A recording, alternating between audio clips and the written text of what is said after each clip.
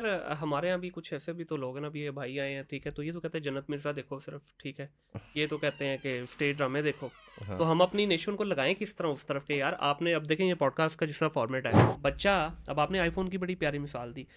क्या ये बच्चा डिजर्व करता है अभी जो 12वीं क्लास में है या अभी अपने ग्रेजुएशन की तरफ जा रहा है, इसके पास 2.5 लाख का 3 लाख का फ़ोन हो?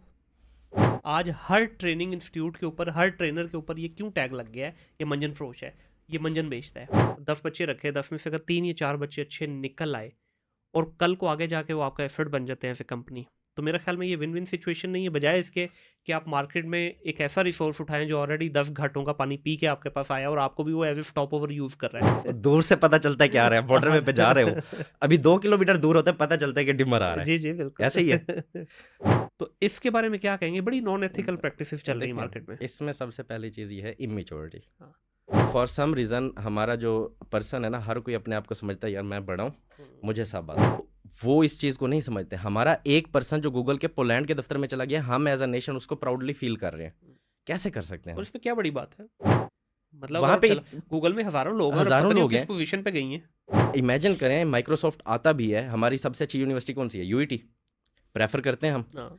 अभी हमें फायरवॉल का क्या एक एक डिसास्टर क्रिएट कर दिया गया। जो फायरवॉल आ रही है, मैं देख रहा हूँ व्यूज बन रही है कि वो मैसेजेस भी रीड कर रहे हैं और कॉल्स भी आपकी सुन रहे हैं और सारा हाँ कुछ हो रहा हाँ। है। इंक्रिप्टेड डाटा होता है, जैसे व्हाट्सएप की व्हाट्सएप इंक्रिप्शन का है, इंक्रिप्शन है, ठीक बिल्कुल। है, उसको ब्रेकेज करना इट्स नॉट पॉसिबल। ड्रामा हुआ इसके पीछे जो थॉट प्रोसेस था वो यही था कि चंद एक लोग हैं जिनका ताल्लुक एक स्पेसिफिक पार्टी से है, वो इंतशार फैलाते हैं इंटरनेट पे। भी हम ये नहीं पढ़ सकते कि सुहेब ने खान साहब के बारे में ये स्टेटमेंट लिखी या नवाज शरीफ के बारे में ये स्टेटमेंट लिखी।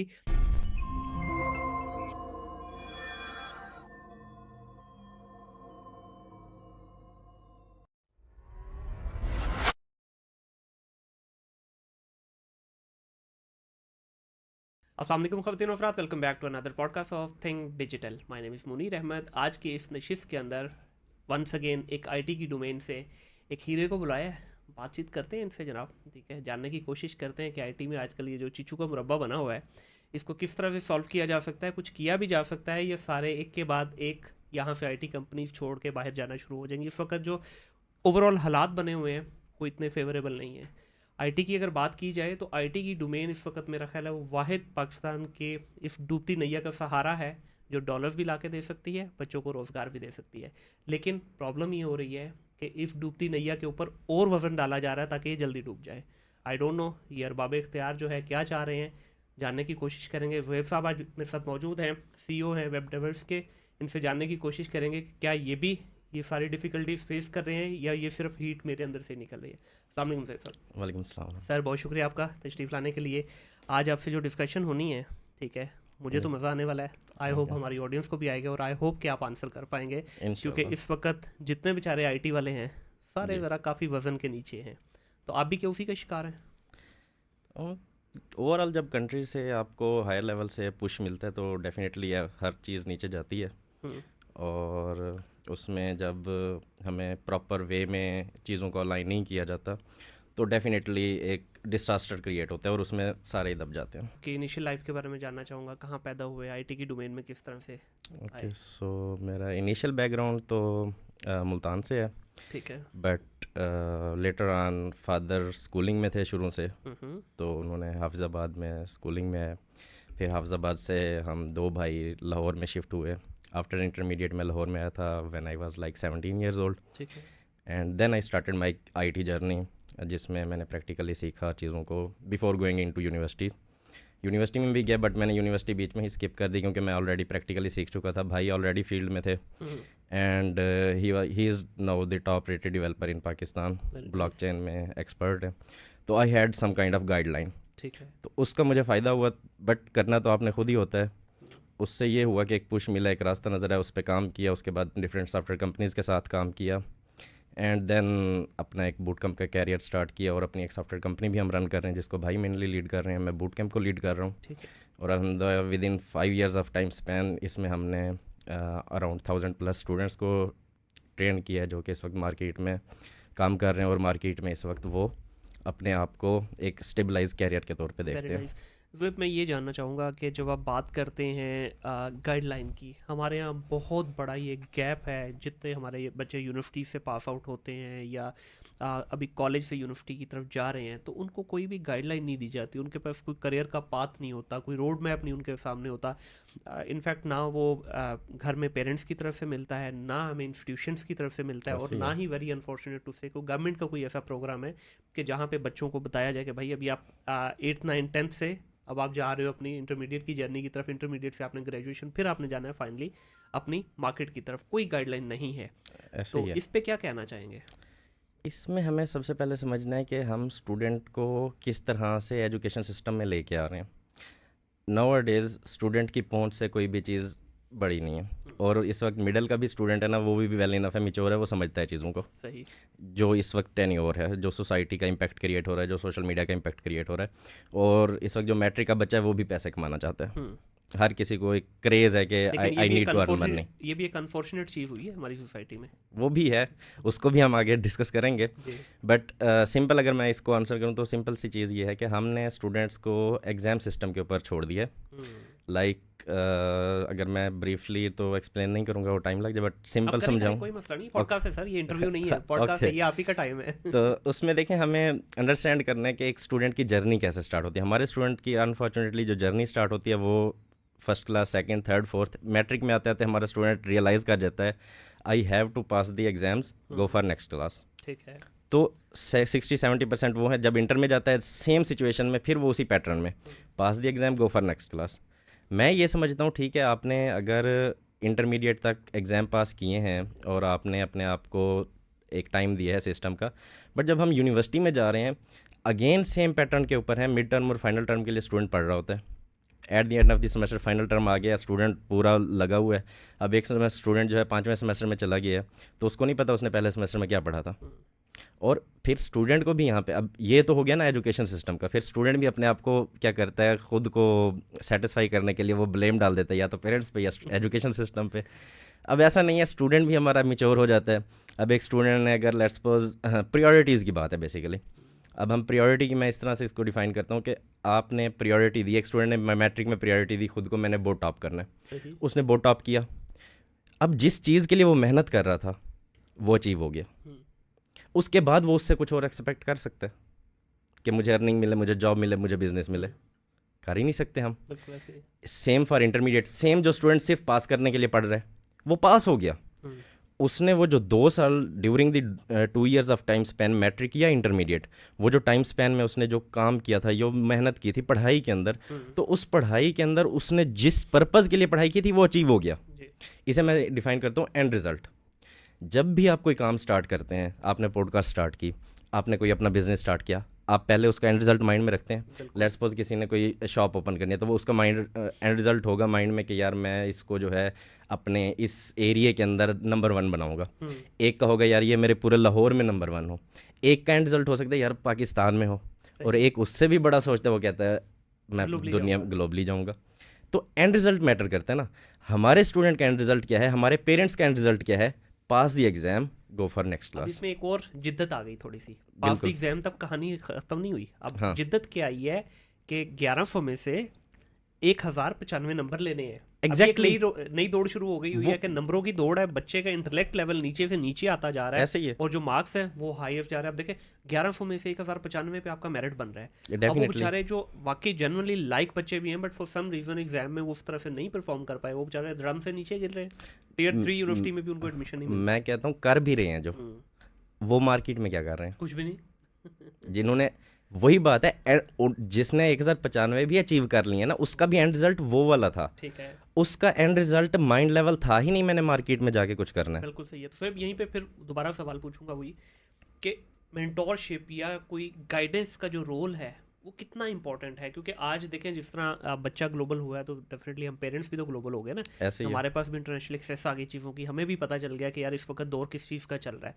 आज से कोई 10-15 साल पीछे वो एक ही कहानी थी, तोता मैना की जी, हमें डॉक्टर बनना है, इंजीनियर बनना है, ठीक है। ऐसे ही है। बड़ा बीच में से कोई बच्चा आउट ऑफ द वे जाके पेरेंट्स के खिलाफ होता था, जी MBA कर लिया, इससे आगे तीसरी डोमेन ही कोई नहीं थी हमारे पास। बिल्कुल ऐसे। अब लेकिन बच्चे जो हैं वो नेक्स्ट लेवल पे चले गए। इवन पेरेंट्स को भी इस चीज़ की अवेयरनेस हो गई कि अब बच्चे को वही करने देना चाहिए जिसमें वो एक्सेल करना चाहता है। तो ऐसा आपका इस पे क्या टेक है कि क्या बच्चे को लाजमी कि इंजीनियर ही बनाना है, डॉक्टर ही बनाना है हमने? इसमें मैं सिंपल कहूँगा, आपको राइट टाइम पे राइट डायरेक्शन में राइट फोर्स इंसान को सक्सेसफुल बनाती है। बेशक। अब राइट टाइम क्या है, राइट डायरेक्शन क्या है, वो हमने सोचना है। हम्म, अल्लाह ने इंसान को अशरफुल मखलूक़ात बनाया है बेशक। On the basis of mind, बिल्कुल। कोई और तो नहीं है ना। हम्म, माइंड है ना, सोचने समझने की सलाहियत दी है ना, राइट एंड रॉन्ग में डिफरेंस क्रिएट कर सकते हैं हम। तो हमें इस चीज़ का आइडिया है। जब तक हम उस थिंकिंग को पॉजिटिवली यूज़ नहीं करेंगे और नेगेटिव चीज़ों में ही एक्टिविटीज़ में हम स्टूडेंट्स को इन्वॉल्व रखेंगे और नेगेटिव इम्पैक्ट्स क्रिएट करेंगे, तो स्टूडेंट कभी उस तरफ सोच ही नहीं सकता। सही। दूसरी तरफ जहाँ पर हम इस चीज़ की बात करते हैं कि ये नो डाउट आईटी भी आ गई, सारा कुछ आ गया, बट आप देखें आईटी का जो करिकुलम है कब डिज़ाइन हुआ है? बेसिकली 2002 में डिज़ाइन हुआ है। आप इसको 2010 में ले जाएं, ठीक है। ठीक है। और इसको मैं थोड़ा सा मज़ीद एक्सप्लेन करूँगा ऑडियंस के लिए भी समझने के लिए, जो स्टूडेंट्स सुन रहे हैं वो समझना चाहते हैं इस चीज़ को। और मैं आपसे अगर पूछूं, वाई जो ये जितने भी स्टूडेंट्स हैं ये क्यों पढ़ते हैं, या पेरेंट्स बच्चों को क्यों पढ़ाते हैं, आप क्या समझते हैं इस चीज़? पाकिस्तान में जो इस वक्त मेंटालिटी है ना, पैसे के लिए सिर्फ, देयर इज पैसे नो की अदर वे। ऐसे ही है। कुछ लोग हैं वो ये भी कहते हैं कि ethics, moral values, communication skills ये बिल्ड होती हैं आपका एक्चुअली में तो एजुकेशन यही सिस्टम है, में। लेकिन यहाँ पे तो हम उस तरफ जा ही नहीं रहे ना। हम तो बच्चे को जिस दिन उसका एडमिशन कराते हैं ना, हाँ, हम एसोसिएट कर लेते हैं कि यार ये इतने पैसे कमाएगा, इतनी जॉब लगेगी। मेन पर्पज़ वो है। हाँ। जब कुछ लोग जो ये भी कहते हैं, तो मैं उनको ये कहता हूँ कि यार आपने अगर एथिक्स ही सिखाने हैं ना, तो फिज़िक्स, केमिस्ट्री, कंप्यूटर साइंस इसमें नहीं रखे, वो मदरसे में रखे हुए हैं, वहाँ पे बिठाएं। वहाँ पे हम अपने घर के नालायक बच्चे को नहीं बल्कि ट्रेंड बच्चे को वहाँ पे बिठाएं। ठीक है। अगर हमें मॉरल वैल्यूज़ ही अपने बच्चे की स्ट्रॉन्ग करनी है, यूनिवर्सिटी में, स्कूल में, कॉलेज में इतना एक्सपेंस करने के बाद at the end of the day एक ही गोल है, to make a successful career. ठीक है। कैरियर कहाँ बिल्ड होता है? कैरियर तो स्किल में बिल्ड हो रहा है आगे जाके। पैसे जिसने देने, लेट्स सपोज मैंने जॉब स्किल करनी नहीं है देने हैं, बिल्कुल। या बिजनेस क्रिएट करना है, इसको मैं थोड़ा सा एक्सप्लेन करूं तो हमें जॉब मिलेगी या हमारा बिजनेस क्रिएट होगा इन दी मार्केट, हम्म, ऐसे ही है। बिल्कुल। उसके अलावा तो कोई सोर्स नहीं है ना। बिल्कुल ऐसे ही है। अब वहीं से हम वापस जाएं, हमारा करिकुलम कहाँ से डिज़ाइन हुआ है? 2010 में। अब अगर आप अंडरस्टैंड करने की कोशिश करें, हमारा जो बच्चा, आपने बात की कि हमारा डिफरेंट फील्ड्स में इंटरेस्ट आ गया, पेरेंट्स को भी पता चल गया, बट हम हमारी बेस जो है, जिसने 2014 में डिग्री की है कंप्यूटर साइंस की, 2024 में भी जो बच्चा कंप्यूटर साइंस की डिग्री करने जा रहा है, they are going to learn same outline, same course outline A to Z। ठीक है। अब वो जो 2014 की मार्केट के लिए वो जो कोर्स आउटलाइन बनी थी, लेट्स सपोज 10 साल पीछे ही चले जाएं, क्या 2024 की मार्केट के लिए वो वैलिड है? नहीं, बिल्कुल भी नहीं है। तो हमारा बच्चा कैसे मार्केट में स्टैंड होगा? अच्छा, मुझे ये क्यों लग रहा है कि ये आप नैरेटिव बिल्ड करने की कोशिश करेंगे यहाँ पे कि डिग्रियाँ छोड़ें, सिर्फ स्किल ले लें? नहीं, मेरा ये नैरेटिव नहीं है। डिग्री करें, शौक से करें, during the degree span skills को भी साथ क्या बात सीखें। है, क्या बात है, ज़बरदस्त बात। जो डिग्री कर रहे हैं ना, देखें, अब स्टूडेंट की लाइफ को समझते हैं ना, थोड़ा इसको मैं मज़ीद एक्सप्लेन करता हूँ। डिग्री कर रहा है एक बच्चा, हाँ। जब वो बैचलर्स कंप्लीट करते हैं, हम मास्टर्स और दूसरी तरफ नहीं जाते। हम्म, अब हम उस कॉज को भी माइंड में रखते हैं ना। कॉज क्या था? आपने बोला कि पैसे कमाना है, जो कॉज है पैसे कमाना है। अब हमारा बच्चा मैट्रिक या इंटरमीडिएट में किसी ने उसे बताया कि मार्केट क्या है, किसी ने हमें मार्केट पढ़ाई, ड्यूरिंग द यूनिवर्सिटी भी किसी ने हमें मार्केट पढ़ाई। बिल्कुल सही। इसको मैं मज़ीद आसान कर देता हूँ ऑडियंस के लिए। आप देखें, एक्सपीरियंस मैटर्स अ लॉट। आपके लिए जो एक्सपीरियंस है ना, जो गाइडलाइन की आप बात कर रहे थे, गाइडलाइन इस तरह से है, हमें गाइडलाइन के ऊपर ना स्टूडेंट्स को ट्रेन करने की ज़रूरत है, स्टूडेंट्स को खुद भी एक्वायर करने की ज़रूरत है। आपके पास इमेजिन करें, आपके पास एक स्टूडेंट है, लेट्स सपोज, तो उसने कोई आईफोन ले, अब आईफोन का ट्रेंड्स है, 16 आने वाला है अभी, तो हर कोई बाय करने की कोशिश करेगा, कोई 15 बाय करने की। अब एक स्टूडेंट जो है मैट्रिक या इंटरमीडिएट का है, वो अपने पेरेंट्स से ज़िद करके जैसे कैसे 2-2.5 लाख निकलवा लेता है और यूज़ में लेना चाहता है, और वो स्टूडेंट है जो एंड्रॉइड यूज़र, उसके दोस्तों के पास आईफोन है। तो क्या वो स्टूडेंट हफीज़ सेंटर या XYZ मार्केट से जाके खुद यूज़ में आईफोन ले लेगा या अपने साथ किसी फ्रेंड को रखेगा? रखेगा किसी को, किस लिए रखेगा? ताकि एक्सपीरियंस हो जाए। ताकि गलत चीज़ ना वो देख के लेके दे कि वाटर प्रूफ है, बैटरी हेल्थ है, हर चीज़ का ख्याल रखेगा। इट्स अ मटेरियल थिंग, जी जी। मटेरियलिस्टिक थिंग है ना। तो जब स्टूडेंट कैरियर चूज़ कर रहा है, हमारे स्टूडेंट की अप्रोच क्या है? जब इंटरमीडिएट से फ्री होकर यूनिवर्सिटी की तरफ जा रहा है, तो he is applying in 3, 4, 5 degrees. उसकी डायरेक्शन ही क्लियर नहीं है, उसने 3-4 डिफरेंट प्रोग्राम्स में अप्लाई कर दिया, मतलब उसे अभी अपने कैरियर के बारे में कुछ भी नहीं पता। और उसके पीछे जो रीज़न है वो ये है, ना मैट्रिक में ना इंटरमीडिएट में उसकी कोई काउंसलिंग हुई है, ना उसको कोई बताया गया कि मुझे करना क्या है। 12 का मतलब ये है you are now in your 18 years old हो गए हो आप, और आपको अभी तक ये भी नहीं पता, या 90s 20s कर लें आपको अभी ये भी नहीं पता कि आपने 4 साल बाद अपने आप को कहाँ पे देखना है। बिल्कुल सही है।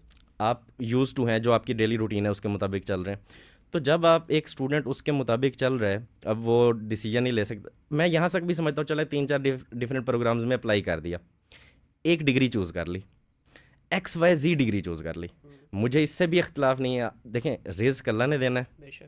किसी भी चीज़ में लिखा वो मिल जाएगा। कपड़े का कारोबार करने वाले भी करोड़ोंपतियाँ, डॉलर्स, एक्स्ट्रॉर्डनरी वेल्थ है उनकी। बिल्कुल। जो जूते का काम कर रहे हैं उनकी भी एक्स्ट्रॉर्डनरी वेल्थ है, जो बैग्स का कर रहे हैं उनकी भी एक्स्ट्रॉर्डनरी वेल्थ है। कोई भी काम जो है वो छोटा बड़ा नहीं है, बट उसकी सेंस को अंडरस्टैंड करना, डिसीजन मेकिंग सेंस को अंडरस्टैंड करना, वो तो हमारे अपने अख्तियार में है ना। हमें कंट्रोल होना चाहिए उस चीज़ पे। एक फील्ड चूज़ कर लिया आपने, कंप्यूटर साइंस की, इलेक्ट्रिकल इंजीनियरिंग की, BBA किया, XYZ कुछ भी किया, मैं यहाँ पे ये डिफरेंशिएट नहीं करता ये फील्ड करो और ये डिग्री करो और ये ना करो, सब डिग्री अच्छी हैं। मुझे उससे कोई फ़र्क नहीं पड़ता। मुझे फ़र्क ये पड़ता है जब आपने डिग्री चूज़ कर ली, आपके पास दुनिया जहान की एक्सेस है, आप यूनिवर्सिटी में जा रहे हो, पहला सेमेस्टर है आपका, और आपको ये सुनने को मिल रहा है, एक इंप्रेशन यूनिवर्सिटी के अंदर एक इंप्रेशन क्रिएट किया जाता है। वो क्या है? You have to do internship of 2 year और 3 year after graduation. During first semester students ये सुनना शुरू हो जाते हैं। हाँ। क्या कोई स्टूडेंट थोड़ा सा ओवर थिंकिंग करता है इसके ऊपर कि यार एक्चुअली इंटर्नशिप है क्या, या पाकिस्तान में इसका क्या रोल है, पाकिस्तान में किस तरह से इंटर्नशिप के थ्रू कैरियर परस्यू किया जाता है? और इसको मैं मज़ीद एक्सप्लेन करूँ आपको तो, या वो ये सोच ले, प्रायोरिटी की बात है ना, जैसे मोबाइल लेना था तो वो अपने दोस्त को लेके गया, उसने रिसर्च की पूरी, लेकिन जब उसने अपनी डिग्री चूज़ कर ली तो क्या वो 8वें सेमेस्टर वाले स्टूडेंट से जाके मिला? बिल्कुल नहीं। कि भाई 4 साल हो गए हैं, सेम कोर्स आउटलाइन तूने भी पढ़ा है, सेम कोर्स आउटलाइन मैं भी पढ़ने वाला हूँ, मुझे बता कहाँ पे स्टैंड करता है तू? क्या 50,000 कमाने के काबिल है?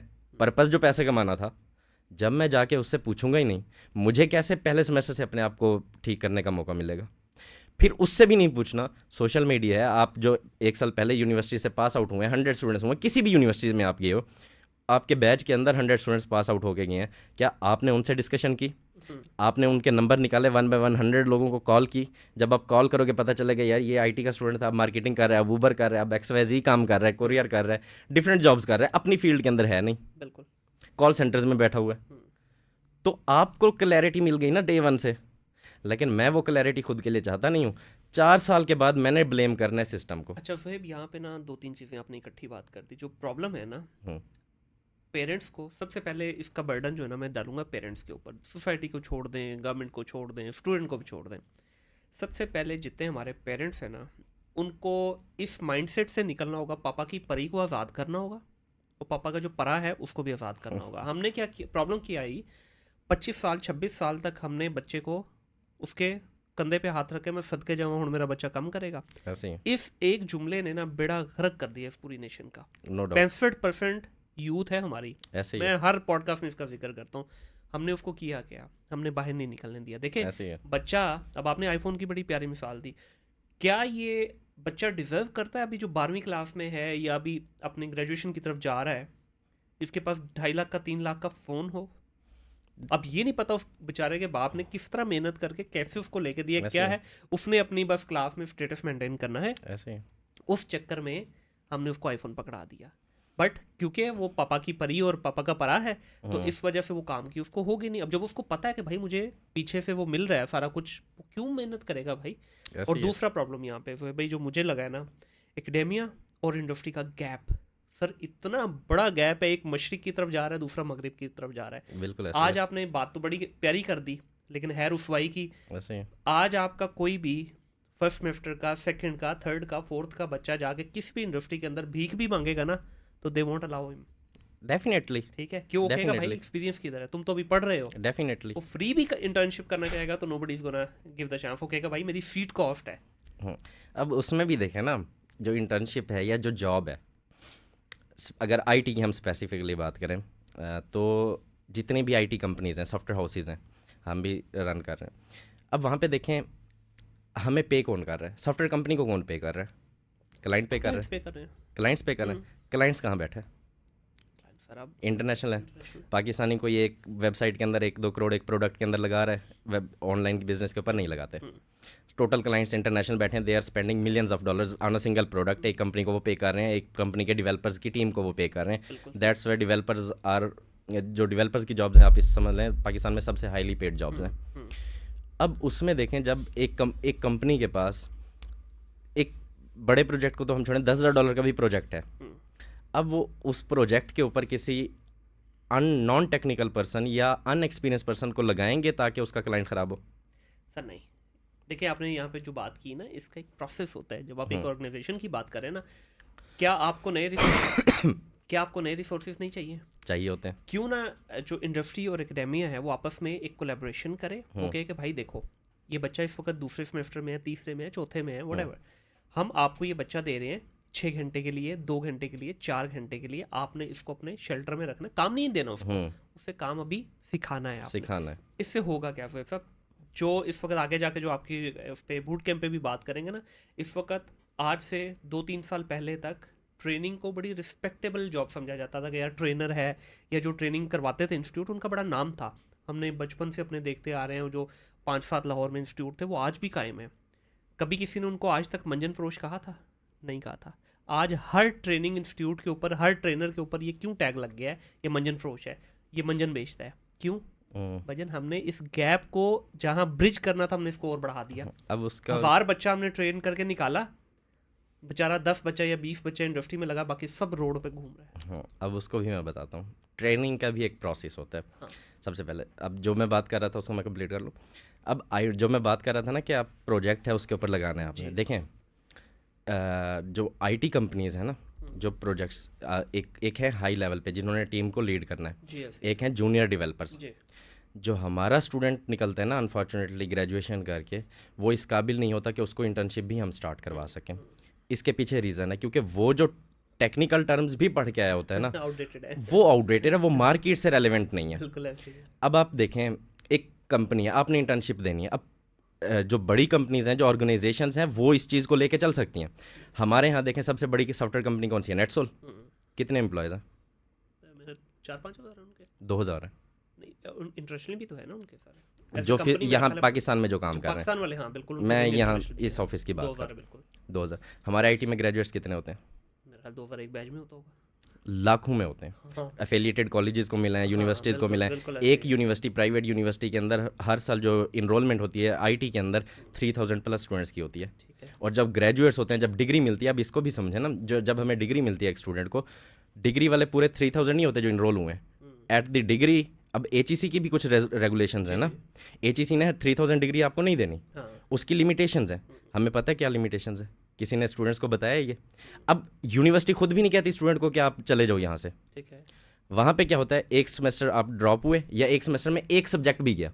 अब एक पर्सन जो मुल्तान से, जतोई से, इधर उधर से, जनूबी पंजाब, कहीं से भी उठ के लाहौर आया, यूसीपी में, यूएमटी में, XYZ यूनिवर्सिटी में, किसी को स्पेसिफिकली नहीं कहता, लेकिन मैं सबको समझता हूँ, मैंने थोरोली इसके ऊपर रिसर्च किया पूरी।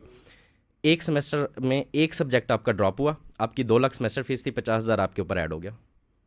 अब वो बच्चा जो 15 लाख की डिग्री सोच के आया था, अब उसकी डिग्री की कॉस्ट बढ़ गई। अब क्या गारंटी है कि वो अगले सेमेस्टर में उसने अगले 6 सब्जेक्ट भी पढ़ने हैं और पिछले सब्जेक्ट भी क्लियर करने हैं। और जब वो 2 सेमेस्टर 3 सेमेस्टर गुजारता है और उसके 2-3 सब्जेक्ट्स ड्रॉप आउट हो जाते हैं, और ऐसा होता है। और मैं ऐसे प्रोफेसर्स को जानता हूँ, मेरे साथ ऐसे लोग इन टच हैं जो बताते हैं कि हमें ग्राफ मिलता है प्राइवेट सेक्टर्स के अंदर, और उस ग्राफ के अंदर क्या होता है कि इतने बच्चों को अब एक टीचर है, आपके जो भी टीम मेंबर्स हैं, आपको पता है किसकी क्या वीकनेस है, किसकी क्या वीकनेस नहीं है। तो टीचर को पता है मैं किस स्टूडेंट को F से नीचे रख सकता हूँ, उनको एक ग्राफ मिलता है। No doubt teachers are respectable, no harsh feelings for them, but हमारे टीचर्स का भी अगर स्टैंडर्ड देखें हम, जिस पर्सन ने 2010 में PhD की है, हम अपने स्टूडेंट को मार्केट में लेके आने, पढ़ना है, पैसे कमाना है, एट द एंड पर्पस जो है वो वही है, कॉज वही है जो हमने डिस्कस की है। बट जो हमारा टीचर है रिस्पेक्टेबल है, उसका जो नॉलेज है वो 2010 का है। क्या हमारे यहाँ ऐसा कोई स्टैंडर्ड है जिसके अंदर मेजर किया जाए कि इसने ये स्पेसिफिक सब्जेक्ट के अंदर इस साल क्या रिसर्च की है, क्या सबमिशन की है? जो फॉरेन कंट्रीज़ का एजुकेशन सिस्टम जिसे हम कहते हैं बेहतर है, जिस भी जगह का बेहतर है, तो उनके अंदर क्या होता है, वहाँ पे आप देखेंगे सबसे पहले तो आपको यंग टीचर्स नज़र आएंगे। दूसरी चीज़ आपको जो नज़र आएगी वो ये होगी कि वो थीसिस सबमिट करते हैं, टीचर्स पूरी रिसर्च करते हैं अपने सब्जेक्ट की कि इस साल मार्केट के अंदर ये नई चीज़ इस सब्जेक्ट के अकॉर्डिंग इंट्रोड्यूस हुई है, we are going to teach our students according to these situations. But हमारा क्या ऐसा कोई रोल है? बिल्कुल भी कोई ऐसा रोल नहीं है, कोई ऐसा प्लेटफॉर्म नहीं है, कुछ भी। और हम समझते हैं हमारे जो ये प्रोफेसर हैं, दे आर मतलब HODs भी हमने इन्हीं को बनाना, सारा कुछ है, रिस्पेक्टेबल है, नो हार्श फीलिंग्स। मैं खुद एक स्कूलिंग बैकग्राउंड से हूँ, हम स्कूलिंग 90s से कर रहे हैं, अभी भी हमारे 3 स्कूल चल रहे हैं। अब जो एजुकेशन का सिस्टम है, एक बिजनेस सिस्टम है, ये इसको मैं इस तरह समझाऊंगा आपको। तो मनी मेकिंग मशीन अब बेसिकली। उसमें क्या होता है, एक स्कूल है, उस स्कूल के अंदर जो मैट्रिक से बच्चे पास आउट हो रहे हैं, अब जो मैट्रिक से हम जाते हैं, हम चाहते हैं कि हमारा जो अलाइनेबल टीचर है, जिस टीचर के थ्रू हमें जो है किसी कॉलेज में रसाई मिले, वो हमें गाइड करे। ठीक एक है। फेवरेट टीचर होता है ना, हम उससे पूछते हैं, या पेरेंट्स भी जाके प्रिंसिपल से डिस्कस जी करते हैं, जी। नो व्हाट नेक्स्ट, किस कॉलेज में, वो कहता है इस कॉलेज में। बच्चे कमिट होते हैं कि इस कॉलेज में इस स्कूल के बच्चे जाएंगे, इस नॉट 100% बच्चे जाते हैं, बट 50-60% बच्चे एक स्कूल कामयाब हो जाता है किसी भी कॉलेज में भेजने के लिए। इसको मैं इस तरह से एक्सप्लेन करूंगा, सुपीरियर कॉलेज है, बच्चे कहाँ जाएंगे, सुपीरियर यूनिवर्सिटी जाएंगे तो 50% ऑफ है। पंजाब कॉलेज है, यूसीपी जाएंगे तो 40-60% ऑफ है। स्कॉलरशिप का एक झांसा दे दिया। अलाइड कॉलेज, अलाइड स्कूल है तो पंजाब कॉलेज जाएंगे। वो स्कूलिंग से कॉलेज का आपका हम ये सोच रहे होते हैं एज अ पेरेंट्स या स्टूडेंट, हम अपनी मर्जी से कॉलेज या स्कूल चूज़ कर रहे हैं, लेकिन नहीं, हमें एक पैटर्न में रखा गया है और हमें उसको समझना है। फिर इसमें अगर देखें ना कि ये हमारा फ़ायदा सोचते हूँ, मुझे किसी भी चीज़ से इख्तलाफ नहीं है, जो मर्ज़ी जो कर रहे हैं वो उसका अपना दीन ईमान है, बट मैं इस चीज़ से समझता हूँ, हम एज अ सोसाइटी, एक नॉर्मल बच्चा भी जो है ना, उसे भी अच्छे भले की तमीज़ है, उसे भी पता चलता है कि मेरे लिए फ़ायदेमंद क्या है, मेरे लिए फ़ायदेमंद क्या नहीं है। लेकिन जब ये बात यहाँ पे आती है कैरियर की, मैं वहाँ पे आंखें बंद कर लेता हूँ। वो वही चीज़ है कि बिल्ली चूहा आंखें बंद कर ले बिल्ली के सामने, के नहीं देख रही तो नहीं देख रही। बिल्कुल ऐसे ही है, ऐसे ही तो है। हम क्या करते हैं, कोविड आया था, हम्म। कोविड में क्या हुआ था, यूनिवर्सिटीज़ चली थी, सारे स्टूडेंट्स, जूम का किसी को नहीं पता था, हम आपको भी नहीं आइडिया होगा, जी ऐसे ही है। किसी को भी नहीं आइडिया था, क्योंकि यूज़ ही नहीं करते थे। वो लोग यूज़ करते थे जिनकी मीटिंग्स होती थी, हाँ, हमें पता था, हम प्रोफेशनली यूज़ करते थे। प्रोफेशनली यूज़ करते थे। स्टूडेंट्स को नहीं आइडिया था, स्टूडेंट्स इस चीज़ को नहीं समझते थे। स्टूडेंट्स उस चीज़ पे आए, मीटिंग्स होना शुरू हुई, ऑनलाइन क्लासेस हुई। अब कोविड के अंदर क्या हुआ, बिजनेसेस जो फिजिकल बिजनेस थे, रेस्टोरेंट या कोई दिहाड़ीदार थे, कितने लोगों की चीज़ें डिस्टर्ब हुई, ऐसे ही। फाइनेंशियली अनस्टेबिलिटी आई हर एक घर के अंदर। वो बच्चे जो पढ़ रहे थे उनके लिए भी मुश्किलात हुई। क्या कोई यूनिवर्सिटी का, अब इसकी एग्जांपल इस तरह है, जब लॉकडाउन लगता था, स्मार्ट लॉकडाउन भी हमने देखा, क्यों देखा, एसओपीज़ के ऊपर जी अमल दरामद करेंगे बाजार के अंदर, हो सकता है पॉसिबल? एक यूनिवर्सिटी के अंदर हमने इंटर होना है ना, जितनी भी बड़ी यूनिवर्सिटी है, मेरे पास आईडी कार्ड नहीं है ना, मैं इंटर नहीं हो सकता।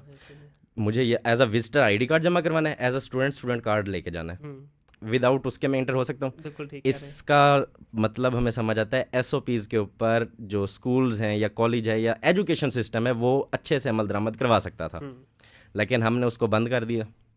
अब हर इंस्टीट्यूट की, हर ऑर्गेनाइजेशन की, हर यूनिवर्सिटी की एक फ़िज़िकल कॉस्ट आती है रनिंग की। क्या 25% भी फीसिस की कॉस्ट कम की हमने? नहीं, उल्टा बढ़ा दिया है जी, हमने टूल ले लिए।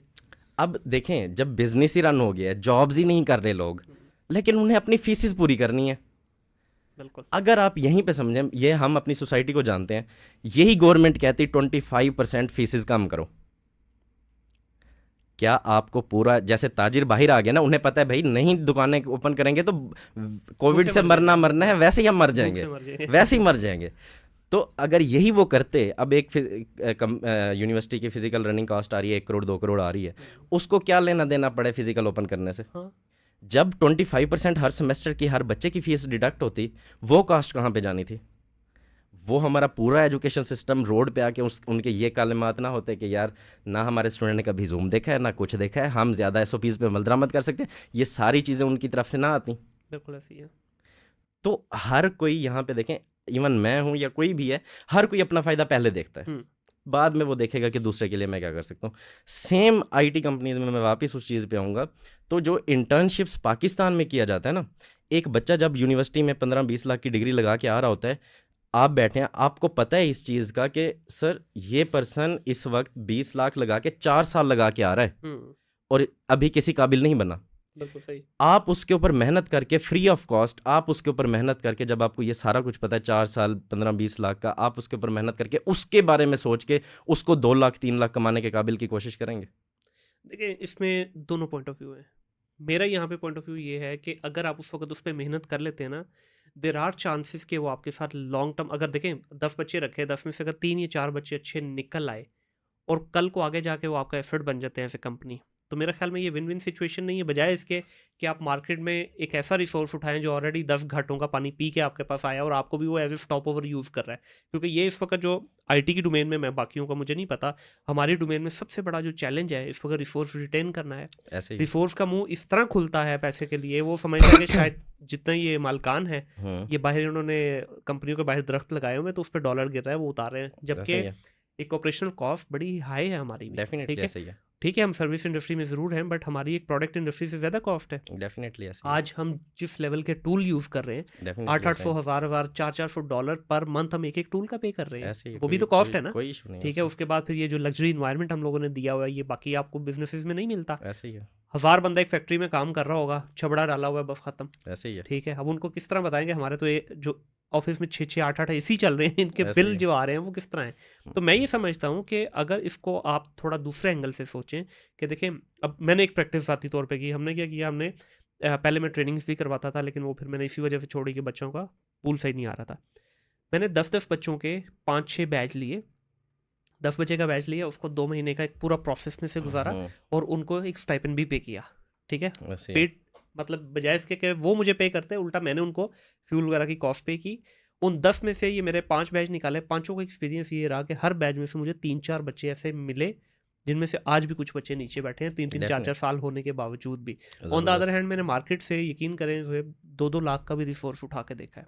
उन्होंने सिर्फ इसको, कंपनी को एक स्टॉपर पॉइंट बनाया, यहाँ से 2 लाख रुपया लिया, 4 महीने काम किया, जैसे ही 5वां-6वां महीना मेरी बारी आई कि अब मैं इसमें से को फ्रूट निकालूं, वो अगले घर जाने के लिए तैयार है। ऐसे ही। तो मेरे ख्याल में ये मॉडल ज़्यादा मुझे तो उसमें suitable मैं लगता आपको थोड़ा सा टेक्निकल टर्म्स के ऊपर अगर मैं जाऊँगा ना, सॉफ्टवेयर कंपनी को as a software engineer perspective से अगर हम इस चीज़ को देखेंगे ना, अब और इसको थोड़ा सा हम ब्रॉडर विजन से भी देखते हैं, जहाँ यहाँ पे एक कॉन्सेप्ट है, फॉरेन कंट्रीज़ में जो आप बात कर रहे हैं वो भी ठीक है और ये इम्प्लीमेंट होती है, और यहाँ पे भी कुछ ऐसी कंपनीज़ हैं जहाँ पे ये इम्प्लीमेंट होती है। बट हमारे यहाँ जो इंटर्नशिप का पर्पज़ है, यहाँ पे मैं आपको सिंपल समझाऊंगा, क्योंकि मैं तो देख रहा हूँ सॉफ्टवेयर कंपनीज़ को जो ये रिसोर्स भी तैयार कर रहे हैं तो किस तरह से ये कर रहे हैं, वहाँ पे भी गड़बड़ है बहुत ज़्यादा। उस तरफ भी है, हमारी इंडस्ट्री में भी गड़बड़ है, नेशन में है ना ठीक है, सर। उधर भी है। लेकिन अगर सिंपली अंडरस्टैंड करें इसको, यहाँ पे कोई किसी को फ्री में अपना बुखार भी नहीं देता।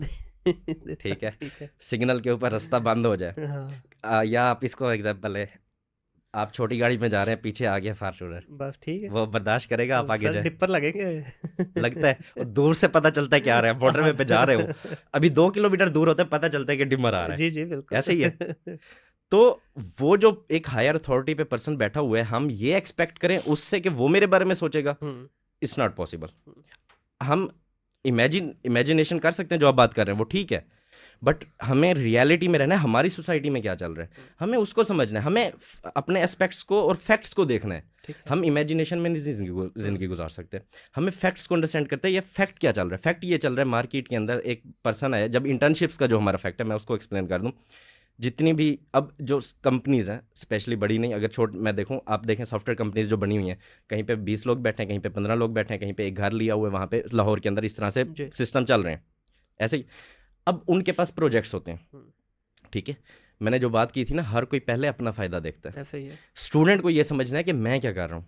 अब जो स्टूडेंट, और जो हम मार्केट नहीं पढ़ाते ना, जो मैंने पहले बात की थी कि मार्केट को समझना कितना ज़रूरी है। एक किराने की दुकान भी ओपन करनी हो ना, उसको भी चलाना हो तो साल एक चाहिए, कहाँ से उठाना है माल, कहाँ से बेचना है, कैसे बेचना है, क्या सारा सिस्टम चलाना है, कैसे माल को स्टॉक में रखना है, कब निकालना है, तो ये पूरी टर्म्स हैं जी, ठीक है, बिजनेस एक्यूमेन है ये बेसिकली। एग्जैक्टली, तो समझने में टाइम लगता है ना, और वो ये कहता है कि यार ब्रेक इवन पे भी चलता रहे, साल 1.5 साल, प्रॉफिट बाद में भी आ जाए तो कोई मसला नहीं। ऐसे ही है, ऐसे ही होता है।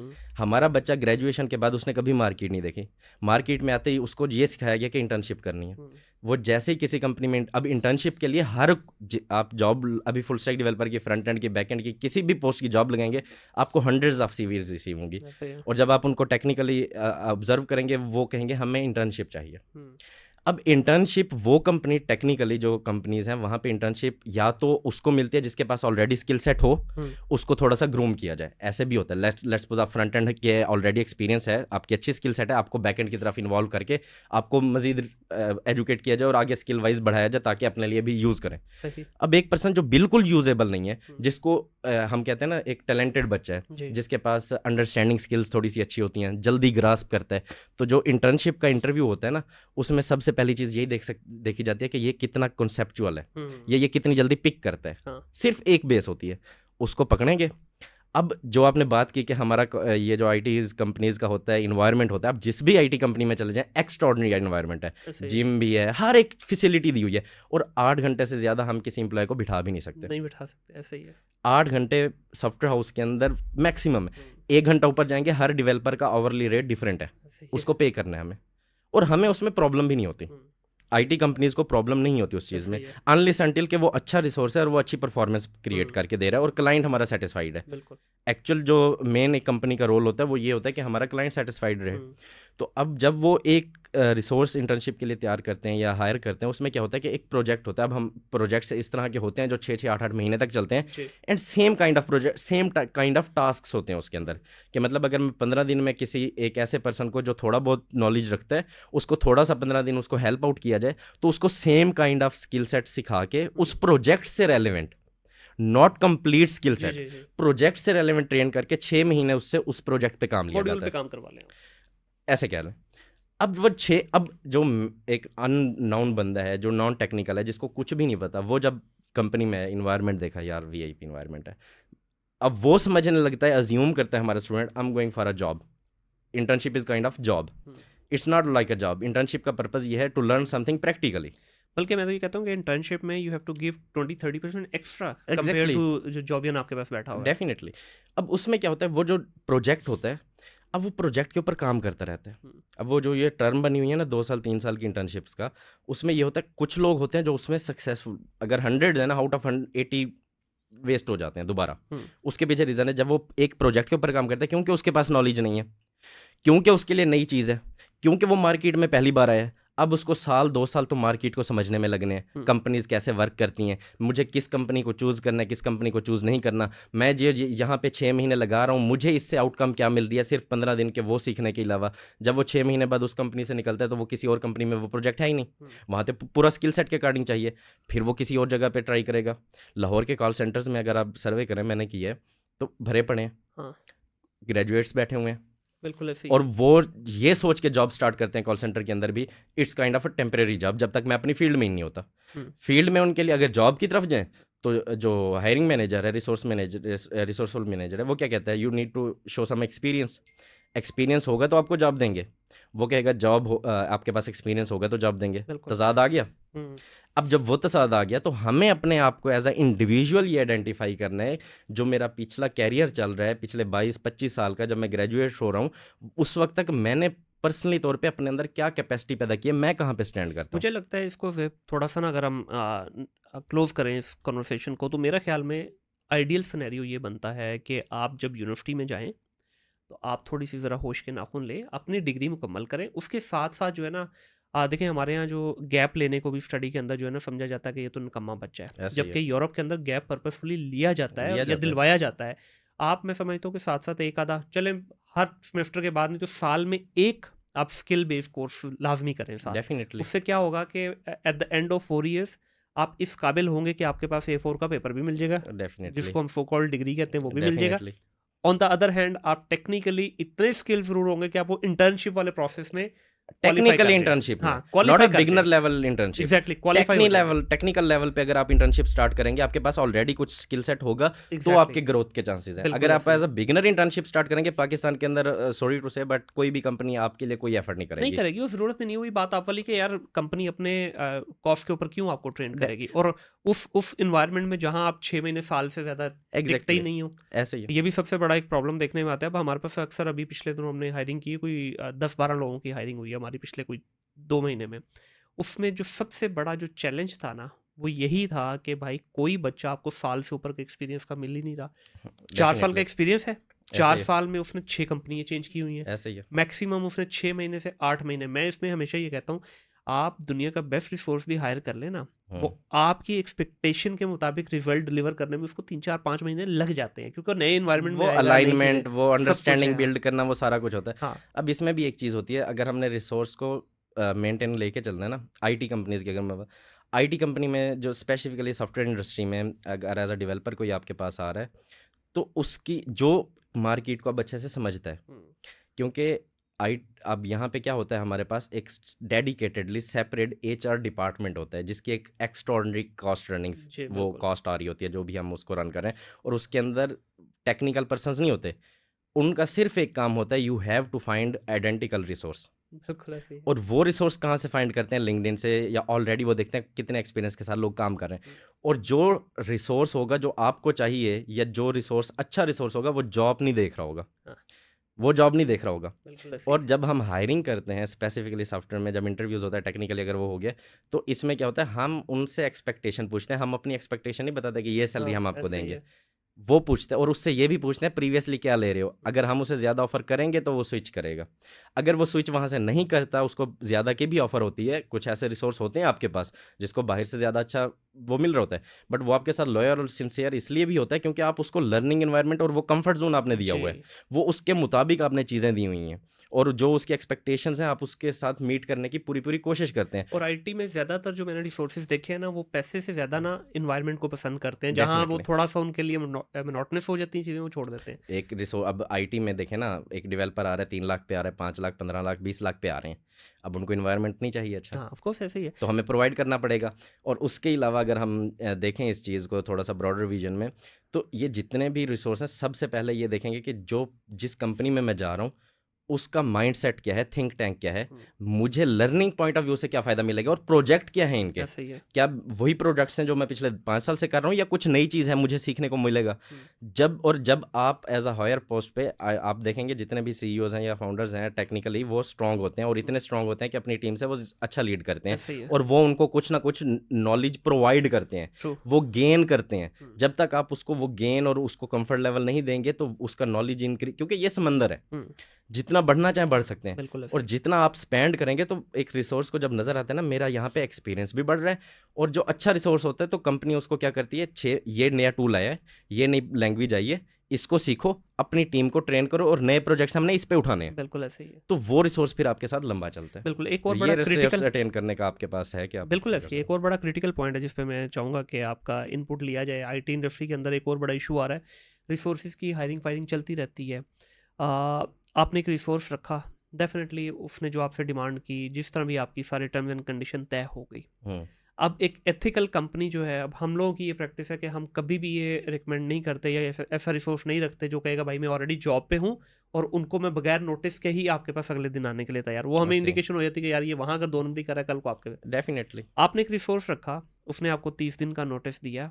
आप 30 दिन, अब जिस तरह आपने कहा कि एचआर की कॉस्ट बड़ी हाई है, ऐसे आप वेट कर रहे हो, अभी ऑफर लेटर चला गया, सब कुछ है, उसने आगे रिजाइन भी डाल दिया। ऐसे ही अब 2-3 प्रैक्टिसेस यहाँ पे बहुत ही अनएथिकल हो रही हैं। पहली अनएथिकल प्रैक्टिस ये है कि वो आपसे लेट्स से 1.5 लाख पे आपने रिसोर्स रखा, 1.5 लाख का ऑफर लेटर लेगा।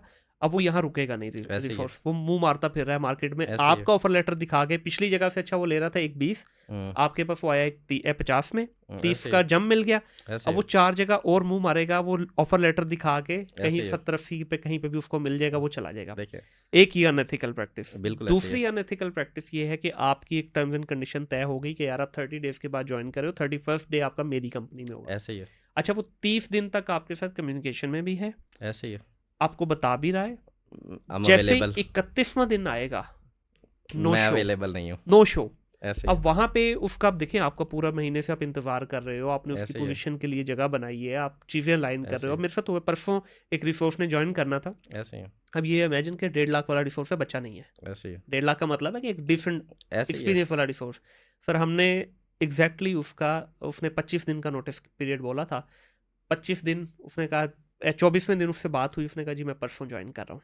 ठीक है, अब हम उसका इंतज़ार कर रहे हैं, सुबह से आफ्टरनून हो गया, कोई उसका रिप्लाई नहीं आया। एचआर ने उससे कांटेक्ट किया, कोई रिप्लाई नहीं। लेट इवनिंग में उसने कहा जी जो मेरी प्रीवियस कंपनी है उनके एचआर ने, they put me in a difficult situation, that's why I was not able to communicate with you guys. अच्छा चलो जी, यहाँ तक भी समझ आती है।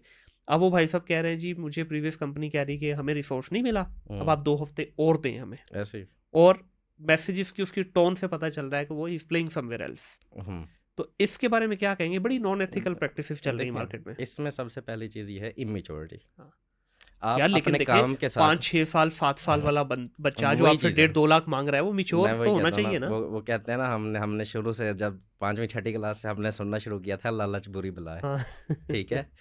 तो अगर तो ग्रोथ पॉइंट ऑफ व्यू से देखेंगे ना हम, आपको अपने साथ ऑनेस्ट होना पड़ेगा एज अ पर्सन। हम्म, आप किसी को फोर्सफुली नहीं कह सकते, ठीक है। आप किसी को फोर्सफुली जज भी नहीं कर सकते, माइंडसेट भी नहीं रीड कर सकते हम्म, अनलेस अनटिल के उसने आपके साथ सम टाइम स्पेंड किया है। बिल्कुल ऐसी ऐसी। तो उसके लिए क्या है कि हमें सबसे पहले ये अंडरस्टैंड करना है एज अ पर्सन, ये जो जितने भी ग्रोथ माइंडसेट वाले हैं पर्सन्स होते हैं, वो सबसे पहले देखते हैं अपनी लर्निंग को। हम्म उनके लिए पे इज़ सेकेंडरी थिंग। हम्म वो जिस भी कंपनी को ज्वाइन करेंगे, और सबसे इंपॉर्टेंट चीज़ है हमारे यहाँ पे पाकिस्तान में, कमिटमेंट लेवल बिल्कुल ज़ीरो है। ऐसे ही है।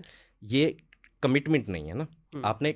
और वर्ड्स का मतलब ये है, योर वर्ड्स आर वैल्यूएबल ना, बिल्कुल। हम उसको समझते हैं।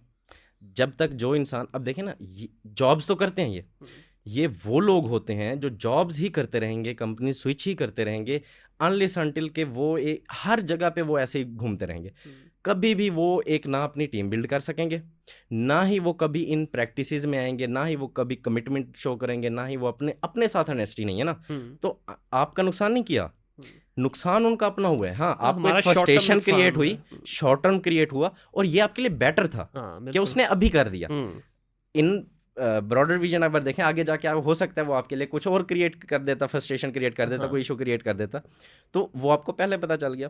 और ये चीज़ें पार्ट ऑफ दी वो चलती हैं, हमारी अलाइनमेंट होती हैं, हमने उसको ऑब्जर्व करना होता है और उन चीज़ों को अंडरस्टैंड करना होता है। तो ये जो जितने भी लोग इस प्रोसेस से गुजरते हैं, उनको मैं सिंपल यही कहूँगा, you have to identify yourself. Hmm, and for some reason हमारा जो पर्सन है ना, हर कोई अपने आप को समझता है यार मैं बड़ा हूँ, मुझे सब आता है। हाँ ये वाली टर्म अपने अंदर से ख़त्म करें। यू हैव टू, अगर आपने ग्रोथ करनी है, हम्म, हर कोई चाहता है मैं पैसे भी ज़्यादा कमाऊँ, हर कोई चाहता है वो जो बॉस बैठा है उस सीईओ की पोस्ट पे, मुझे उससे भी ज़्यादा आता है, हाँ मैं उससे भी ज़्यादा कर सकता हूँ, मैं करूँ तो। समझते हैं लोग ऐसा, हाँ ऐसी थिंक टैंक रखते हैं। ये है नेगेटिव एनर्जी। हम्म, आप जितना अपने अंदर नेगेटिव एनर्जी को रखेंगे, आप कभी भी पॉजिटिव नहीं हो सकते, आप बिल्कुल ऐसे। हमेशा उस नेगेटिव में रहेंगे। और जो नेगेटिविटी का शिकार है, वो कभी भी अपने आप को एक ग्रोथ लेवल पे नहीं ले जा सकता। और उसके पर्सनल, सिर्फ ये प्रोफेशनल डिस्टर्ब नहीं होते, हम्म, इससे आपका पर्सनल लेवल भी डिस्टर्ब हुआ, पर्सनल लाइफ भी डिस्टर्ब हुई, आपके जो घर के मामला हैं, बाकी मामला, वो हर मामलात में उसकी नेचर ये वाली है। बिल्कुल तो ऐसे ही है। हमें ये बदलने की ज़रूरत है। और हम्म, जब हम ये एज अ सोसाइटी बदलेंगे, जब हम देखें, हम वो कहते हैं ना, इसको बदल दो, ये कर दो, वो कर दो, हम किसी को नहीं बदल सकते। अपने आप पहली को चीज़ है बदले। मैं अपने आप को अपने आप बदलूँ। को बदले। मैं क्या कर सकता हूँ, मेरे कंट्रोल में क्या है, हम्म, मैं अपने कंट्रोल में रहते हुए उन लोगों को क्या नसीहत कर सकता हूँ। मेरा जो उठने बैठने का तरीका है, मुझे जो लोग देख रहे हैं, ऑब्जर्व कर रहे हैं सोसाइटी में, मेरे जिन लोगों के साथ रिलेशंस हैं, एटलीस्ट मैं उनके ऊपर एक इम्पैक्ट क्रिएट करूँ। अगर मैं बदलना चाहता हूँ, खुद को बदलूंगा, देखा देखी दूसरे लोग खुद बदलेंगे आप। बिल्कुल ऐसे ही है। सर बड़ी हो गई नेगेटिविटी वाली बातें, आपने हाँ, पॉजिटिव एनर्जी की बात की, थोड़ी पॉजिटिव एनर्जी की तरफ चलते हैं। ओके। अच्छी अच्छी बातें करते हैं अब। हाँ, बिल्कुल। अच्छी बातों में सर पहली अच्छी बात हम ये कर लेते हैं कि इस वक्त हमारी जो आईटी इंडस्ट्री है, हमारी जो आईटी इंडस्ट्री है, ये इंटरनेशनली किस टाइप का काम उठा रही है। क्या हम वाकई एक जो बड़े लेवल के प्रोजेक्ट हैं, जो मेगा प्रोजेक्ट्स हैं, जो टेक्निकली साउंड प्रोजेक्ट हैं, वो उठा रहे हैं, या अभी भी हम सिर्फ लो एंड काम ही पाकिस्तान में लेके आ रहे हैं। इस नहीं, पे बड़ा ऑनेस्ट आपका मुझे फीडबैक चाहिए। हाँ, इसमें दो चीज़ें हैं। पाकिस्तान का ना ग्लोबली लेवल पे इमेज डाउन है रिसेंटली, एक तो इंटरनेट की वजह से, और उससे पहले भी जो हमारे सो कॉल्ड फ्रीलांसर्स हैं, अब देखें, जब आप फ्रीलांसिंग प्लेटफॉर्म पे गए हैं, वो प्लेटफॉर्म पाकिस्तान का नहीं है, जी ऐसे वो ही इंडिया का नहीं ग्लोबल है, है। वो यूएसए का नहीं है, वो ग्लोबल प्लेटफॉर्म है। जी। और उसके साथ एक फ्लैग लगा हुआ है जो रिप्रेजेंट कर रहा है आपको। हम्म अगर एक फ्रीलांसर जब ज्वाइन करता है प्लेटफॉर्म को, हमारे यहाँ क्या है कि वही बात, पैसे कमाना है हमने, लेकिन हमने प्रॉपर टेक्निकली खुद को स्ट्रॉन्ग नहीं करना, हम्म, थोड़े बहुत नॉलेज के साथ इन हो जाना है, और ये देखना है मेरा वो वाला दोस्त कामयाब है, अब उसको ये स्किल आता है, उसको ये स्किल आता है, मैं प्रोजेक्ट उठाऊंगा, ये भी एक थिंक टैंक है, मैं प्रोजेक्ट उठाऊंगा, आधा उससे करवाऊंगा, आधा उससे करवाऊंगा, क्लाइंट को डिलीवर कर दूंगा। ऐसे ही है। और इस तरह मैं अपनी कंपनी भी, ये एक ख्वाब है, सुनहरे ख्वाब है, हाँ जिसको जितना सोचते रहे पूरी रात नींद भी आएगी। हाँ और उससे क्या होता है, जब आप एक प्रोजेक्ट उठाते हैं, अब जो गोरे हैं, अगर मैं यहाँ पे दूँ, दे आर लाइक, उनके लिए टाइम एक्स्ट्रॉर्डनरी वैल्यूएबल है, बिल्कुल ऐसे ही है। Commitment, delivery, on time delivery उनके लिए एक्स्ट्रॉर्डनरी वैल्यूएबल है। हम इस चीज़ को समझते नहीं है। जब हम जाते हैं, अब क्लाइंट्स, हम जब वो प्रोजेक्ट उठा लेते हैं या जो भी उठाता है, अब वो प्रोजेक्ट बेशक $5 का है या वो $5000 का है, आपने उठाया, आपको सिर्फ लेट्स सपोज फ्रंट एंड आता था, उसके अंदर बैक एंड भी इन्वॉल्व था, on the beginning of the time आप ऑनेस्ट नहीं थे, आपने बताया नहीं। आपने बताया नहीं। अब आपने वो इस सोच के साथ उठाया कि मेरा वो दूसरा दोस्त जो है वो उससे मैं ये करवा लूंगा, उसको ये काम आता है। अब आपने उठाया, और ऐसे केसेस हैं, एक्स्ट्रॉर्डनरी ऐसे केसेस हैं। उसमें क्या होता है कि वो जब उठाते हैं और वो क्लाइंट से ले लिया, आधा किया, आधा उससे करवाना है, अब क्लाइंट डिलीवरी का वेट कर रहा है, अब उस दोस्त के अपने काम है, अब उसके लिए तो वो प्रायोरिटी है नहीं, और दोस्त ने भी आगे और सबमिट किया आगे और किया। अब वो जब क्लाइंट को डिलीवरी का टाइम आया, क्लाइंट फ्रस्ट्रेट हो रहा है, क्लाइंट के ऊपर नेगेटिव इमेज आ रहा है। अब जो ये आपने बात की ना कि बड़े प्रोजेक्ट्स, अगर लेट्स सपोज किसी क्लाइंट ने $1 मिलियन स्पेंड करना है ना, आप इसको इस तरह से समझें, जितनी भी आईटी कंपनीज हैं जिनको आप जानते हैं, जिनके नाम आपको पता होंगे, जो हैं जिनको लोग समझते हैं, जिनको लोग देखते हैं, डेवसिंग एक्सवेजी जो भी हैं, रेनिसिस टेक, बहुत सारी हैं, तो उनमें जिसमें भी आप जाना चाहते हैं, आप उनका देखेंगे, they are showing on their website they have office in UAE, either USA और कनाडा और समवेयर एल्स। उन्होंने अपनी एक फिजिकल लोकेशन वहाँ शो की हुई है जी। और क्या उनके पास रिसोर्स सारा वहीं बैठा हुआ है? नहीं। Backend काम सारा इधर कहाँ ही पे हो रहा है? इधर ही हो रहा है। आइदर उनके टॉप लीडर्स वहाँ पे बैठे हुए हैं, या सिर्फ उन कुछ कंपनीज ऐसी भी हैं जिन्होंने सिर्फ एक फिजिकल लोकेशन शो की हुई है, ठीक है। एंड वहाँ पे उन्होंने ट्रांजैक्शंस करनी है। एक तो ये इमेज चला गया कि ये काम अधूरा करते हैं, दूसरा ये है अगर ये काम अधूरा करेंगे तो हम कार्रवाई कैसे करेंगे। यहाँ पे तो अपने हमारे केसेस पड़े हुए हैं, अदालतों के अंदर रुल रहे होते हैं, वो गोरा वहाँ से बैठ के कैसे प्रोसीड कर सकता है? ठीक है, ठीक है। बट इन अदर कंट्रीज वहाँ पे एक जो वर्चुअल कॉन्ट्रैक्ट भी है उसकी भी वैल्यू है। लेकिन यहाँ से थोड़ा सा डिसएग्री करना चाहूँगा आपसे, with all due respect, India में भी तो यही हो रहा है। हाँ। इंडिया में सारा ऐसे ही हो रहा है। देखें, ऐसे ये एक बल्कि अच्छी और खुशाइन बात है कि यार आपका अगर let's say back office Pakistan में है, लाहौर में है, इस्लामाबाद, Definitely. कराची है, आपने एक ऑफिस अपना फ्रंट एंड का दुबई में बना लिया, यूएस में बना लिया, यूके में बना लिया, ऐसे ही है। इंडिया भी तो यही कर रहा है। अब तो मैं how come they are able to deliver अब मैं टू उसको द बताता वर्ल्ड? हूँ, अब मैं उसको बताता हूँ आपको। देखें, पहले हमें ये समझना है हम पाकिस्तान कहाँ पे स्टैंड करते हैं। हम अपने आप को इंडिया से कंपेयर करने के काबिल ही नहीं है। ठीक है, इन आईटी कंपनी तो हम बिल्कुल काबिल नहीं है। लेकिन एक टाइम में तो हम नारा लगाते थे। लगाते थे। अब उसको मैं समझाता हूँ, थोड़ा सा इसको मैं समझाता हूँ हम किस तरह से काबिल नहीं है। हमारा रिसेंटली आपने शायद नाम सुना होगा, उसके कुछ इंटरव्यूज़ भी आए थे। हमारी एक लड़की थी, I guess she was from Sadiqabad, Google में उसकी जॉब हुई थी, पंजाब यूनिवर्सिटी से थी, और ट्विटर के ऊपर मैं उस वक्त देख रहा था, ट्विटर के ऊपर ना ट्रेंड चला, ठीक है, कि proud Pakistani, a girl from Pakistan joined Google's office in Poland. Google के पोलैंड के दफ्तर में ठीक है, एक जॉब मिली। उसको हम पाकिस्तानियों ने फेसबुक पे भी ट्विटर पे भी सेलिब्रेट किया। इंडिया के हज़ारों लोग यूएसए में बैठे हुए हैं। इंडिया के अंदर गूगल, फेसबुक, ये जितनी भी कंपनीज़ हैं, अमेज़न, ये सारे इनके जो टेक्निकल टर्म्स हैं वहाँ पे आके यूनिवर्सिटीज़ के अंदर कैंप्स करके रिसोर्स हायर करके लेके जाते हैं। जी, बिल्कुल ऐसे ही है। तो वो इस चीज़ को नहीं समझते। हमारा एक पर्सन जो गूगल के पोलैंड के दफ्तर में चला गया, हम एज अ नेशन उसको प्राउडली फील कर रहे हैं। कैसे कर सकते हैं और हम? इसमें क्या बड़ी बात है? मतलब वहाँ पे गूगल में हज़ारों लोग हैं और हज़ारों पता नहीं वो लोग किस हैं, पोजीशन पे गई हैं। ऐसे ही ठीक है ना। मतलब हमारे कितने लोग हैं हमारे जो फेसबुक में हायर पोस्ट पे हो। गूगल का सीईओ स्टिल इंडियन, ट्विटर का सीईओ ये इलॉन मस्क से आने से पहले से इंडियन था, फेसबुक में हायर पोस्ट पे इंडियंस हैं। Why not Pakistani? क्योंकि हमारा एजुकेशन वहीं से वो चीज़ है, नेगेटिविटी एजुकेशन सिस्टम भी है। दूसरा, हम आईटी के अकॉर्डिंगली बहुत बैकवर्ड है, बहुत ही पीछे हैं। इमेजिन करें, माइक्रोसॉफ्ट आता भी है, हमारी सबसे अच्छी यूनिवर्सिटी कौन सी है? यूईटी प्रेफर करते हैं हम। आईटी में फास्ट है, काम सेट है, आप लम्स को लगा लें, एक्स जिसको मर्जी लगा लें। एचईसी का कोर्स आउटलाइन तो सेम है सबके लिए। ऐसे ही है। वो कहते हैं ना, पीछे से जो बड़ा है वो तो एक ही है ना, हाँ। डिग्री तो उसने ही दे रही है ना, और उसकी एक गाइडलाइन भी दी हुई है ना। और रिसेंटली मैं देख रहा था एचईसी के चेयर, वो कहते हैं ना, घर का बड़ा अगर आपको कह देना कि अब कुछ मेरे हाथ पाँव में दम नहीं है तो अब करो जो कर रहे हैं, तो बच्चों को करना पड़ेगा। उन्हीं की स्टेटमेंट के मुताबिक हम our students are not good enough to continue in the market. तो क्या अभी हम फिर आप ये कहना चाह रहे हैं कि हम जितनी भी हमारी बड़ी कंपनी, छोटी कंपनी या इवन मिड लेवल की है, किसी के पास कुछ साइजेबल प्रोजेक्ट नहीं है, वो ये जस्ट स्मॉल लेवल प्रोजेक्ट्स हैं? मैं ये कहना चाह रहा हूँ, प्रोजेक्ट्स तो हैं, we are going, good enough projects हैं, बड़े लेवल के प्रोजेक्ट्स हैं, बट वो ट्रांजैक्शंस जो उनका लेन देन है वो सारा आउट ऑफ कंट्री करते हैं, और उसके बाद वो पाकिस्तान लेके आते हैं पैसे।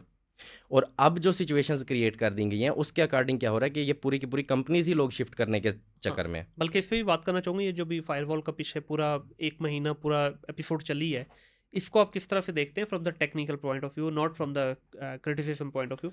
क्या ये वाकई जो करना चाह रहे हैं हम्म, टेक्निकली डुएबल है? अगर है तो क्या एज ए कंट्री हम इस वक्त इस पोजीशन में हैं कि इतना बड़ा स्टेप ले लें? अ, इसको जरा देखें, ब्रेक डाउन कीजिए, इसका सारा जो ना। इससे पहले सबसे पहले हम समझते हैं फायरवॉल है क्या। हाँ जब एक ऑडियंस के परस्पेक्टिव से समझ तो है ना फायरवॉल। जी। अभी हमें फायरवॉल का क्या एक डिसास्टर क्रिएट कर दिया गया है। जी फायरवॉल आ रही है, मैं देख रहा हूँ व्यूज़ बढ़ रही है कि वो मैसेजेस भी रीड कर रहे हैं और कॉल्स भी आपकी सुन रहे हैं और सारा हाँ कुछ हो रहा है। हाँ पहले एक्चुअली हम समझ और फायरवॉल को समझने के लिए मैं छोटी सी एग्जांपल दूंगा। फायरवॉल को आप समझें इस तरह से, जैसे एक लाहौर शहर है हमारा, जी। ये एक मतलब एक फायरवॉल है, और इसके अंदर जो ये घर हैं या ये सारी चीज़ें हैं या फैसिलिटीज़ हैं या बिल्डिंग्स हैं, ये सारी आप समझें ये आपके डेटा पैकेट्स हो गए। कंप्यूटर हैं, मोबाइल्स हैं, हम्म, ठीक है। अब ये जो लाहौर है आप इसको कंसिडर करें, ये एक इंटरनेट है, ठीक है। इंटरनेट की तरह है। हम्म, अब लाहौर के अंदर एक्सेस हमारी जहाँ मर्जी, आप अपने ऑफिस में आ गए, घर चले गए, फ्री है। हाँ, एक ये नॉर्मल इंटरनेट है, हम्म, मतलब जो हम इंटरनेट अभी यूज़ कर रहे हैं, ये जी, नॉर्मल इंटरनेट है कि आप कहीं भी आ जा सकते हो, कोई आपको पूछने वाला, देखने वाला, लेने ठीक है। वाला नहीं है। उसके बाद कॉन्सेप्ट आता है फायरवॉल का। फायरवॉल ऐसा समझ लें एक गार्ड की तरह है, जैसे आपने बाहर गार्ड खड़ा कर दिया। अब उससे क्या होगा, जब फायरवॉल लगेगी, गार्ड आया, अब जो भी एक्टिविटीज़ शहर में होंगी, जो भी शहर के अंदर आपके लाहौर में इन होगा कोई पर्सन या आउट होगा, तो गार्ड उसको क्या करेगा, चेक करेगा, चेक हाँ। करके भेजेगा, भाई जाना है या नहीं जाना। हम्म, रोकना है तो वो उसको रोकेगा। अब वो रोकने, जाने और ना जाने के चक्कर में क्या होता है, आपका इंटरनेट स्लो डाउन हो जाता है। ठीक है। ठीक है, हाँ, ट्रैफिक पाइलअप हो जाएगी पीछे, एग्जैक्टली। लाइनें लग जाती जैसा नाकों पे हमारे यहाँ होता है। अभी हुआ है, हमने ये हम्म, डिजास्टर देखा है, अभी जी कुछ जी, दिन पहले ही हुआ है। बिल्कुल। तो ये हमारा फायरवॉल है। फिर इसके बाद आता है जो जिसको कहा जाता, अब इस फायरवॉल से आप कोई डाटा नहीं रीड कर सकते, सिर्फ ये आपका कंट्रोल लीजिए, एक गार्ड है, ठीक है। एज अ गार्ड ये वर्क करता है हम्म, कि आप देख सकते हो कौन से आईपी से एक्टिविटीज़ हो रही हैं, कौन से आईपी से कहाँ से एक्टिविटीज़ हो रही हैं, दैट्स इट। इससे ये भी पता लगाना, अगर थोड़ा सा इसको टेक्निकली मजीद इवॉल्व किया जाए तो पता लग सकता है कौन सी एप्लीकेशन। फिर उसके लिए हमें आना पड़ता है डीपीआई के ऊपर, ठीक है। ठीक है, डीप पैकेट इंस्पेक्शन इसे हम्म, हम कहते हैं, हम्म, डीपीआई। अब ये क्या होते हैं कि ये देख सकते हैं कि अब ये ऐसा समझ लें कि आपने गार्ड को क्या पहना दिया, एक रे ग्लासेस पहना दिए। हाँ, अब वो ये देख सकता है कि एक पर्सन है, उसके पैकेज में वो क्या लेके घूम रहा है, कहाँ जा रहा है, कहाँ नहीं जा रहा। एंड अगेन यहाँ पे भी घर के अंदर आपकी जो कन्वर्सेशंस हैं या घर के अंदर आपकी क्या एक्टिविटीज़ हैं, वो ये मॉनिटर नहीं कर सकता, ठीक है। वो इसको नहीं देख सकता कि क्योंकि ये इनक्रिप्टेड डाटा होता है, जैसे व्हाट्सएप की व्हाट्सएप इनक्रिप्शन पे है, इनक्रिप्शन है, ठीक बिल्कुल। है, उसको ब्रेकेज करना इट्स नॉट पॉसिबल।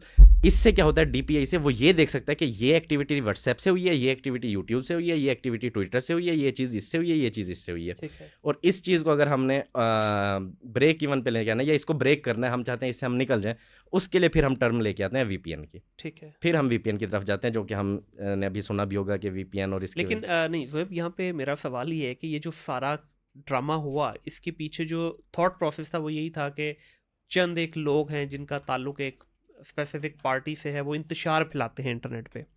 अब आप ये बोल रहे हो कि डीपीआई के तहत भी हम ये नहीं पढ़ सकते कि ज़ोहेब ने खान साहब के बारे में ये स्टेटमेंट लिखी या नवाज शरीफ के बारे में ये स्टेटमेंट लिखी, तो फिर कैसे पता अनलेस चलेगा? अनटिल वो इनक्रिप्टेड है। इनक्रिप्टेड तो है ना, फेसबुक भी व्हाट्सएप पे इनक्रिप्टेड है। इनक्रिप्टेड है, नहीं व्हाट्सएप, फेसबुक है या ट्विटर है, वो तो ओपन प्लेटफॉर्म है। हाँ। वहाँ पे देख रहे हैं ना ये कौन लिख रहा है, उसको आइडेंटिफाई करना है, ये पैकेज कहाँ से डिलीवर है, किस वक्त हुआ है, क्या लोकेशन थी उसकी, आईपी किससे आया है, किस तरह से इसने किया है, अब ये इसके पूरी ट्विटर की एक्टिविटीज़ कहाँ पे चल रही हैं, किस तरह चल रही हैं, मतलब वो वो हमारी सारा पोस्ट वहाँ पे कर सकते हैं। वीडियोज़ को इनक्रिप्शन करना, वो सब वीडियोज़ के पैकेज डीपीआई के थ्रू आप वीडियोज़ को, पिक्चर्स को, ये कंटेंट को आप कर सकते हो। अच्छा, ये कर सकते हैं, हाँ, लेकिन जो जो इनक्रिप्टेड है जिस तरह व्हाट्सएप की कम्युनिकेशन हाँ, है या कुछ हमारी मेल प्लेटफॉर्म्स है, हाँ, वो नहीं आप कर वो सकते। क्योंकि वो प्रोडक्ट किसी और की है, हाँ, वो आपको ये अलाउ ही नहीं करती ना, ठीक है। वो उन्होंने दिया हुआ है। इवन व्हाट्सएप भी इसको नहीं ब्रीच कर सकता। बिल्कुल वो सही। सिक्योरिटी के लिए अगर वो ये चीज़ कर देंगे तो लीगली तौर पे आप, ये लीगल नहीं रहेगा, अनएथिकल है, अनलीगल है बहुत सारी कंट्रीज में, इसमें आपकी प्राइवेसी ब्रीच हो रही है।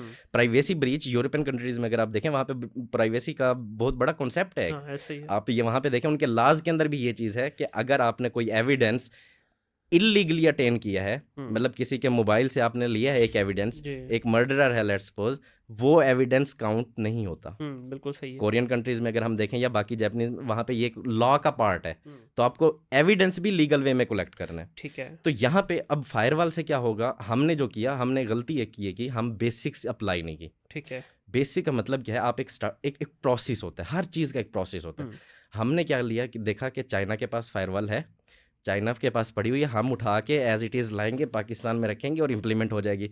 मैंने नहीं देखा कि उससे मुनीर साहब का क्या लॉस होगा, जुहेब साहब का क्या होगा, XYZ के ऊपर क्या इम्पैक्ट पड़ेगा, एक फ्रीलांसर के ऊपर उसका क्या इम्पैक्ट क्रिएट होगा, ओवरऑल पाकिस्तान की इमेज के ऊपर क्या इम्पैक्ट क्रिएट होगा। कोई होम फ्रॉम वर्क होम होता है ना, थोड़ा सा होमवर्क होता है, सॉरी, तो होमवर्क हमारा था नहीं। ठीक है। और हमारे जो लोग थे उसको यूज़ करने वाले, सॉरी टू से, बट वो जो लोग हायर अथॉरिटीज़ में हैं, क्या उनके पास इतना नॉलेज है, वो नॉलेजेबल टेक्निकली इतने स्ट्रॉन्ग हैं, टेक्निकली साउंड प्रूफ हैं कि वो इस चीज़ को मैनेज कर सकें?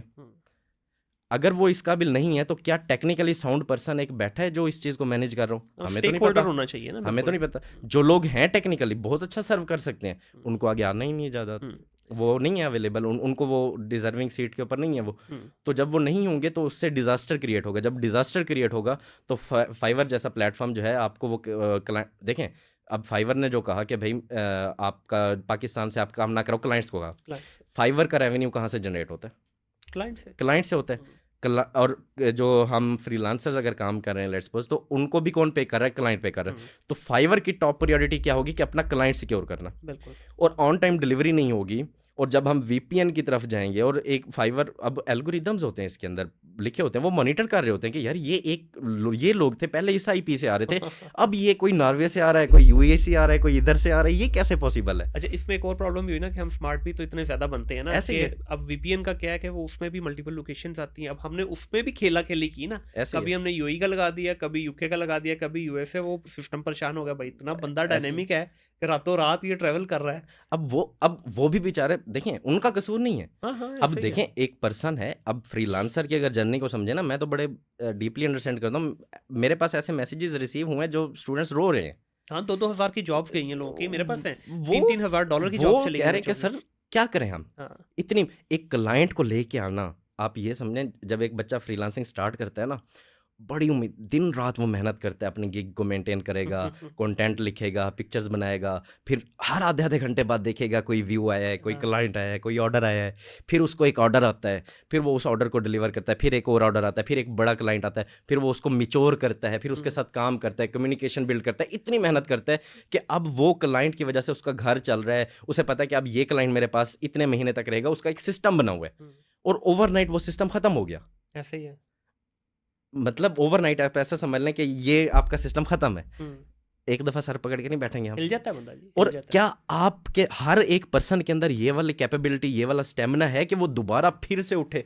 सर जी, प्रॉब्लम पता क्या, उठने की नहीं है। प्रॉब्लम ये है कि आपके पास अपॉर्चुनिटी भी तो लिमिटेड है ना। Exactly. आपके पास है क्या? फाइवर है, अपवर्क है, ये 2 मेजर हैं। ऐसे बाकी ही है। जितने आगे पेपर आर और जितने लेफ्ट राइट की जितने टन्स ऑफ डिफरेंट प्लेटफॉर्म है, लेकिन उन पे तो वॉल्यूम ही नहीं है ना। हाँ। वॉल्यूम आप उठा कहाँ से रहे हो? फाइवर, अपवर्क और मैक्सिमम कुछ लोग फेसबुक के ग्रुपों से या लिंक्डइन से। ये 4 जगह हैं जहाँ से आपको वॉल्यूम आ रहा हो। चारों पे आप ऑलमोस्ट उसके अलावा कोलैप्स भी कर गए हो। अब उसमें ये होता है, बिगिनर लेवल आप यहाँ पे हो, बिगिनर आपका फाइवर है, फिर थोड़ा सा एडवांस आपका अपवर्क है। अपवर्क है, जब आपका 3-4 साल का एक्सपीरियंस हो जाता है और टेक्निकली आप अच्छे हो जाते हैं, उसके बाद ऐसे प्लेटफॉर्म है जैसे टॉपटाल है, हाँ। जैसे ट्यूरिंग है। वहाँ पे आपने टेक्निकली सिर्फ अपने आप को ये प्रूव करना होता है कि I am able to do any kind of job. अगर आप ये प्रूव कर लेते हो तो टॉपटाल आपको खुद जॉब ला के देता है। ऐसा ही है। वो तो खैर Turing एडवांस जो लेवल है, है वो वो- कंपनीज के लिए हाँ। है, बिल्कुल ऐसे ही है। और वहाँ पे आप भी जाके कर सकते हैं, वो ये नहीं है ज़रूरी कंपनी, आप एज ए इंडिविजुअल भी वहाँ पे पार्टिसिपेट कर सकते हैं, लेकिन आपको टेक्निकली इतना स्ट्रांग होना है, इन डेप्थ नॉलेज होना चाहिए। और वो इन डेप्थ नॉलेज आता है जब आप सम काइंड ऑफ प्रोजेक्ट्स के ऊपर काम करके डिलीवर करते हो। ऐसे ही है, बिल्कुल ऐसे आप डायरेक्ट उन पे नहीं जा सकते। तो इसलिए जो है आपको पहले वो जो स्टेबलाइज बेसिक रिसोर्स है, 1-2 साल 3 साल होते हैं पहले स्टेबलाइजेशन के। IT के अंदर मैं इस तरह इस चीज़ को देखता हूँ, आप अगर 10 साल की अर्निंग भी करना चाहते हैं ना, 10 साल में लेट्स सपोज आपका गोल है, आप 10 करोड़ कमाना चाहते हैं, 5 करोड़ कमाना चाहते हैं, 2 करोड़, इट्स डूएबल एंड 1 से 2 साल के अंदर आप कर सकते हैं। बिल्कुल सही है। उसके अंदर आपका skill set, communication level, business understanding इतनी हाई होनी चाहिए कि आप क्लाइंट को उसकी पूरी ओवरऑल पर्सपेक्टिव को अंडरस्टैंड करके उसके एक इमेच्योर ऑडियो को मेच्योरिटी की तरफ लेके जा सकें।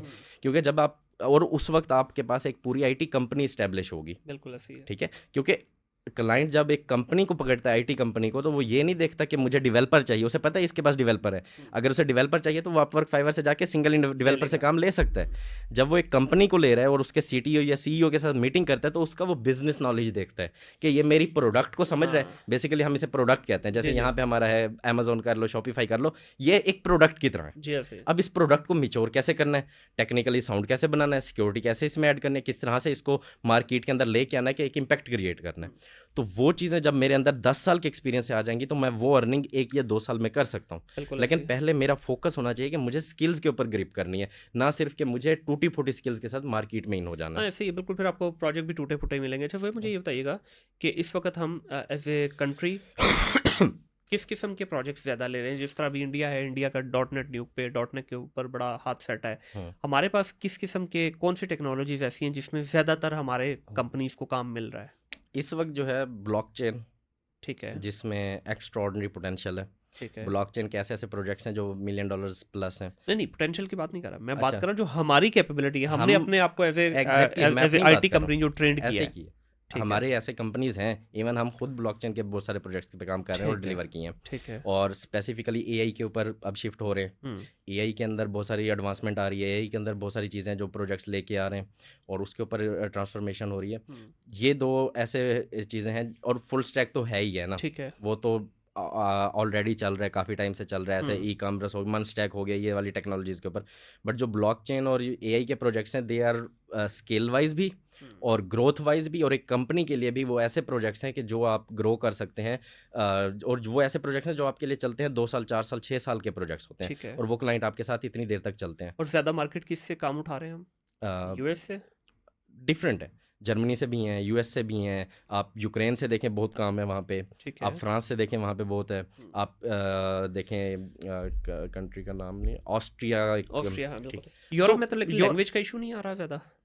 लैंग्वेज बैरियर है, बट अब इस वक्त ऐसे टूल्स आ गए हैं जिसको आप ट्रांसलेशन के लिए साथ यूज़ कर सकते हो। मीटिंग हो रही है, मैं उर्दू में बात कर रहा हूँ, वो इंग्लिश में ट्रांसलेट कर रहा हूँ, डजेंट मैटर। हमारे जो फ्रीलांसर्स हैं जो गांव में बैठे हुए हैं, हाँ। वो क्लाइंट का सेंटेंस उठाते हैं। अब हम इतने समझदार हैं, गूगल को देते हैं उसको ट्रांसलेट इंग्लिश, अपना उर्दू में लिखते हैं। ऐसे भी लोग फ्रीलांसिंग कर रहे हैं, मैं देखा है, हाँ, अपने सामने देखा है। तो लैंग्वेज बैरियर है, आपको कम्युनिकेशन स्किल के ऊपर भी फिर साथ साथ काम करना है। ठीक है। जब प्रैक्टिकली आप आ जाते हैं ना, देखें, लैंग्वेज ऐसी चीज़ है जो आप पढ़ने से नहीं सीख सकते, कम्युनिकेशन से सीख सकते हो। जितना आप कम्युनिकेट करोगे उतना सीखोगे। और कम्युनिकेशन इंप्रूव करने के लिए सिंपल चीज़ है, बुक्स रीड करें, पॉडकास्ट को अंडरस्टैंड करें, फॉरेन पॉडकास्ट को, या किसी को शौक है मूवीज़ या सीजन वगैरह देखने का, तो वो नेटफ्लिक्स के इंग्लिश के अंदर देखे, सब टाइटल्स के साथ उसको अंडरस्टैंड करे, तो डेफिनेटली ये लैंग्वेज बैरियर जो ख़त्म हो लेकिन जाएगा। यार हमारे यहाँ भी कुछ ऐसे भी तो लोग हैं ना, अभी ये भाई आए हैं, ठीक है, तो ये तो कहते हैं जन्नत मिर्ज़ा देखो सिर्फ, ठीक है, ये तो कहते हैं कि स्टेज ड्रामे देखो। हाँ। तो हम अपनी नेशन को लगाएं किस तरह उस तरफ के? यार आपने अब देखें, ये पॉडकास्ट का जिस तरह फॉर्मेट है, ये बुरी तरह से पाकिस्तान में पिटा है। पूरी दुनिया में इसको इतनी ज़्यादा पजीराई मिली है, हमारे यहाँ उतना ही पिटा है ये फॉर्मेट। कंजम्पशन ही नहीं है लोगों की। अब पॉडकास्ट का मतलब है टू वे कन्वर्सेशन। ऐसे ऐसा ही नहीं है कि गेस्ट को बैठा के बस वो भाषण दे रहा है और आप चुप करके बैठे। है, ऐसे ही है, पॉडकास्ट का मतलब है it's a two way conversation. ऐसे ही है। लेकिन हमारे यहाँ जो अगर टू वे बनाने की कोशिश भी करें तो नीचे लान तान के मैसेजेस आना शुरू हो जाते हैं, जी ऐसे ही। आप गेस्ट को बोलने नहीं देते, आप किस चक्कर में बात कर रहे हो। अब हम दोनों आईटी के बैठे ऐसे ही हैं, है। हम दोनों की डोमेन सेम है, ऐसे तो ही है। डेफिनेटली कुछ आपका तजर्बा होगा, कुछ टूटा फूटा मेरा Definitely. तजर्बा होगा, तो इट्स अ डिस्कशन। लेकिन Discussion है। कंजम्पशन ही नहीं है। देखें, ठीक है। वो वही बात है, इमेच्योरिटी है, हम्म, सिंपल सी चीज़ है। आप कंजम्पशन का मतलब, हाँ, आप एथिकली, मोरालिटी वाइज आप एक लिमिट में रह के, और देखें क्वेश्चन आंसर में ये जो होता है ना, अब उसमें भी एक चीज़ का होता है, एक हमें तय तय करना होता है कि यार ये हमारी लिमिट है, हम्म, यहाँ तक मैंने रहना है। और एक बात करने का भी वे होता है। हम्म, सबसे इंपॉर्टेंट चीज़ है कम्युनिकेट। अब बिल्कुल ऐसे ही। यही कम्युनिकेशन स्किल्स हैं। हम्म, अब एक बात है, मैं उसको थोड़े से इधर आओ, और कोई जा रहा हो, मैं उसे कहूँ यार इधर आओ, मुझे रास्ता बता, मैंने इधर जाना है। हाँ, वो क्या मैंने नहीं बताया, मैं क्या तू क्यों नहीं बता रहा, हाँ, वो मुझे बताएगा, या वो हो गई ना अनबन। हाँ, बिल्कुल ऐसे ही अब है। मैं वही पूछूं, यार भाई इधर आओ, ये मैंने जाना है इधर लाहौर में, इस जगह पे कैसे जाऊं, क्या है, आप मुझे गाइड कर सकते हो। लाहौर वालों से रास्ता ना उसे पूछिएगा नहीं भी वैसे। आता होगा ना, मैं वैसे बता रहा हूँ, उसे नहीं भी आता होगा ना, वो साथ किसी से पूछेगा, आपकी हेल्प जरूर करेगा। ऐसे ही है। ये है बिहेवियरियल, आपका बिहेवियर क्या है। तो ड्यूरिंग द, और पाकिस्तानी ऑडियंस का अनफॉर्चुनेटली ये है कंजम्पशन, उनको ज़्यादा पसंद जो चीज़ है, जिस चीज़ के पीछे लगाया हुआ है, वो कहते हैं ट्रक की बत्ती के पीछे आप लगाया हुआ तो वो यार लगे हुए बत्ती हैं। भी, मैं कहता हूँ बत्ती चलने तो दो ना, कभी बत्ती बुझा देते कभी जला देते हैं। तो वो वही बात है। और उसमें देखे ना, उसमें नुकसान किसका हो रहा है? नुकसान भी तो इन्हीं का हो रहा है। ऐसे ही है। अब ये सोशल मीडिया का इम्पैक्ट क्या क्रिएट हुआ है, ये जो चीज़ें देखते हैं, अब ये कहते हैं कि हम ओवरनाइट सक्सेसफुल हो जाए, हमारे पास ओवरनाइट गाड़ी आ जाए, बंगला आ जाए, ये सारा कुछ आ जाए, जो हम सोशल मीडिया पे दूसरों की लाइफस्टाइल देख रहे हैं। अब उससे हम शॉर्ट माइंडेड हो गए, हम मेहनत ही नहीं करना चाहते, हम प्रोसेस से गुजरना ही नहीं चाहते। हमें वो बहुत ज़्यादा, देखें प्रोसेस का मतलब ये है, आप एक डोमेन को पकड़ो, आपको वो डोमेन 6 महीने में पे नहीं करेगी। आपको ये पॉडकास्ट 6 महीने में कुछ भी नहीं पे किया होगा। ऐसे ही है। आपको एक जर्नी गुजारनी पड़ी, अपना एक नाम बनाने के लिए आपको पता चला होगा कि ये प्रोज एंड कॉन्स हैं, ऐसे नेटवर्क बिल्ड होता है, इस तरह ये सारी चीज़ें, वो एक एक्सपीरियंस जर्नी गुजारी तो फिर है। अब मैं अब लेट्स सपोज उठ के मैं चाहूँ कि मैं मुनीर साहब बन जाऊँ, मेरे लिए पॉसिबल नहीं है, क्योंकि या तो अनटिल अनलेस मुझे वो सारी मेहनत करनी पड़ेगी जो आपने की है। बिल्कुल ऐसे ही है। विदाउट उसके मेरे पास कोई अपॉर्चुनिटी है, नहीं कर बिल्कुल सकता सही मैं। है, ऐसे ही है। तो एक स्टूडेंट जो है वो, या जो ये हमारे यंग जनरेशन है, वो ये चाहती है कि हम ओवरनाइट सक्सेसफुल हो जाएं और हमें कुछ करना भी ना पड़े। जब तक हम इस चीज़ को आइडियलाइज नहीं करेंगे, समझेंगे नहीं, और अपने कंटेंट क्या कंज्यूम कर रहे हैं हम, वो चीज़ मैटर करती है ना। हम कंटेंट देख रहे हैं यही वाला जो आपने भी बात की, इधर उधर से ये टिकटॉक्स और ये सारा कुछ, तो वही बात है, हमारी प्रायोरिटी वो वाली है। अगर मैं जाके बैठूंगा किसी ऐसे बंदे के पास जो 1 लाख कमा रहा है, फॉरेन पॉडकास्ट अगर आप सुनते होंगे ना, तो उनके अंदर, या जितने भी वो रिच पर्सनस हैं या जो एडवाइस करते हैं, वो आपको एक बात कहते हैं हमेशा, अक्सर मैंने ये चीज़ उनमें नोट की है, और हर कोई ये कहता है, let us know about your social circle, we will let you know about your future. ऐसे ही है, बिल्कुल ऐसे ही। अब हम चाय के ढाबे पे बैठ के 5 दोस्त हर रोज डे ऑफ बिजनेस डिस्कस कर रहे हैं, हमारा सर्कल ही वो वाला है। मार्केट को समझना है या मुझे पोटेंशली क्रिएट करना है, तो मुझे अगर मुनीर अहमद बनना है, तो मुझे देखना पड़ेगा 2 दिन उनके साथ बैठ के कि मैं क्या कर सकता, वो क्या कर रहे हैं, उनके पास क्या ऐसा स्किल सेट है, किस तरह से वो कम्युनिकेट करते हैं, वो अपनी टीम के साथ कैसे उठते बैठे, उन्होंने टीम ऐसे अपनी कैसे बिल्ड की है, ये सारी चीज़ें मुझे उनसे सीखनी पड़ेंगी। बिल्कुल ऐसे ही है। अगर एक पर्सन टेक्निकली, एक डेवलपर 2 लाख कमा रहे हैं, तो मुझे देखना पड़ेगा वो डेवलपर की रिस्पॉन्सिबिलिटीज़ क्या क्या हैं, फिर मुझे वो रिस्पॉन्सिबिलिटीज़ अपने ऊपर लानी पड़ेंगी, फिर उसमें मुझे मेहनत करनी पड़ेगी। मैं ये सब किए बगैर कामयाब होना चाहता हूँ, तो फिर सॉरी टू से पॉसिबल नहीं है। ऐसे ही है। वे लास्ट पे मैं ये जानना चाहूँगा, आपने बड़ी मज़ेदार एथिकल बातें की। यूँ लग रहा है कि जिस तरह इस वक्त ना पाकिस्तान में सिर्फ 2 ही एथिकल बंदे हैं, एक का नाम शोएब है, दूसरे का नाम मुनीर है, ठीक है। हमसे बेहतर एथिकल प्रैक्टिसेस कोई करता नहीं है। आप जो बूट कैम्प करवाते हैं, उसकी ज़रा जर्नी से थोड़ा ज़रा गो थ्रू करवाइए कि आप कितनी एथिकल प्रैक्टिसेस करें, या आप भी सिर्फ बस ट्रेनिंग करवाई, चल मेरा पुत्र निकल रोड पे नहीं लव जॉब अपनी। अच्छा, बूट कैंप का मैं इसमें थोड़ा सा एक्सप्लेन करूंगा। बूट कैंप का जो कॉन्सेप्ट है ना हमारा, ये पाकिस्तान का नहीं है, it's came from silicon valley. ठीक है। Silicon valley is a hub, IT का पूरा हब है। बिल्कुल और सही इस है। वक्त इंडिया या जितनी भी अदर कंट्रीज़ हैं, आप अगर देखेंगे ना, सर्च करेंगे गूगल के ऊपर, आप लिखें boot camp in Australia XYZ company, लातादात, जैसे हमारे यहाँ पे स्कूल्स हैं ना कोने कोने पे, वहाँ पे बूट कैंप्स हैं, ऑनलाइन भी हैं, फिजिकल भी हैं, and they are charging $40,000 for a boot camp. ठीक है।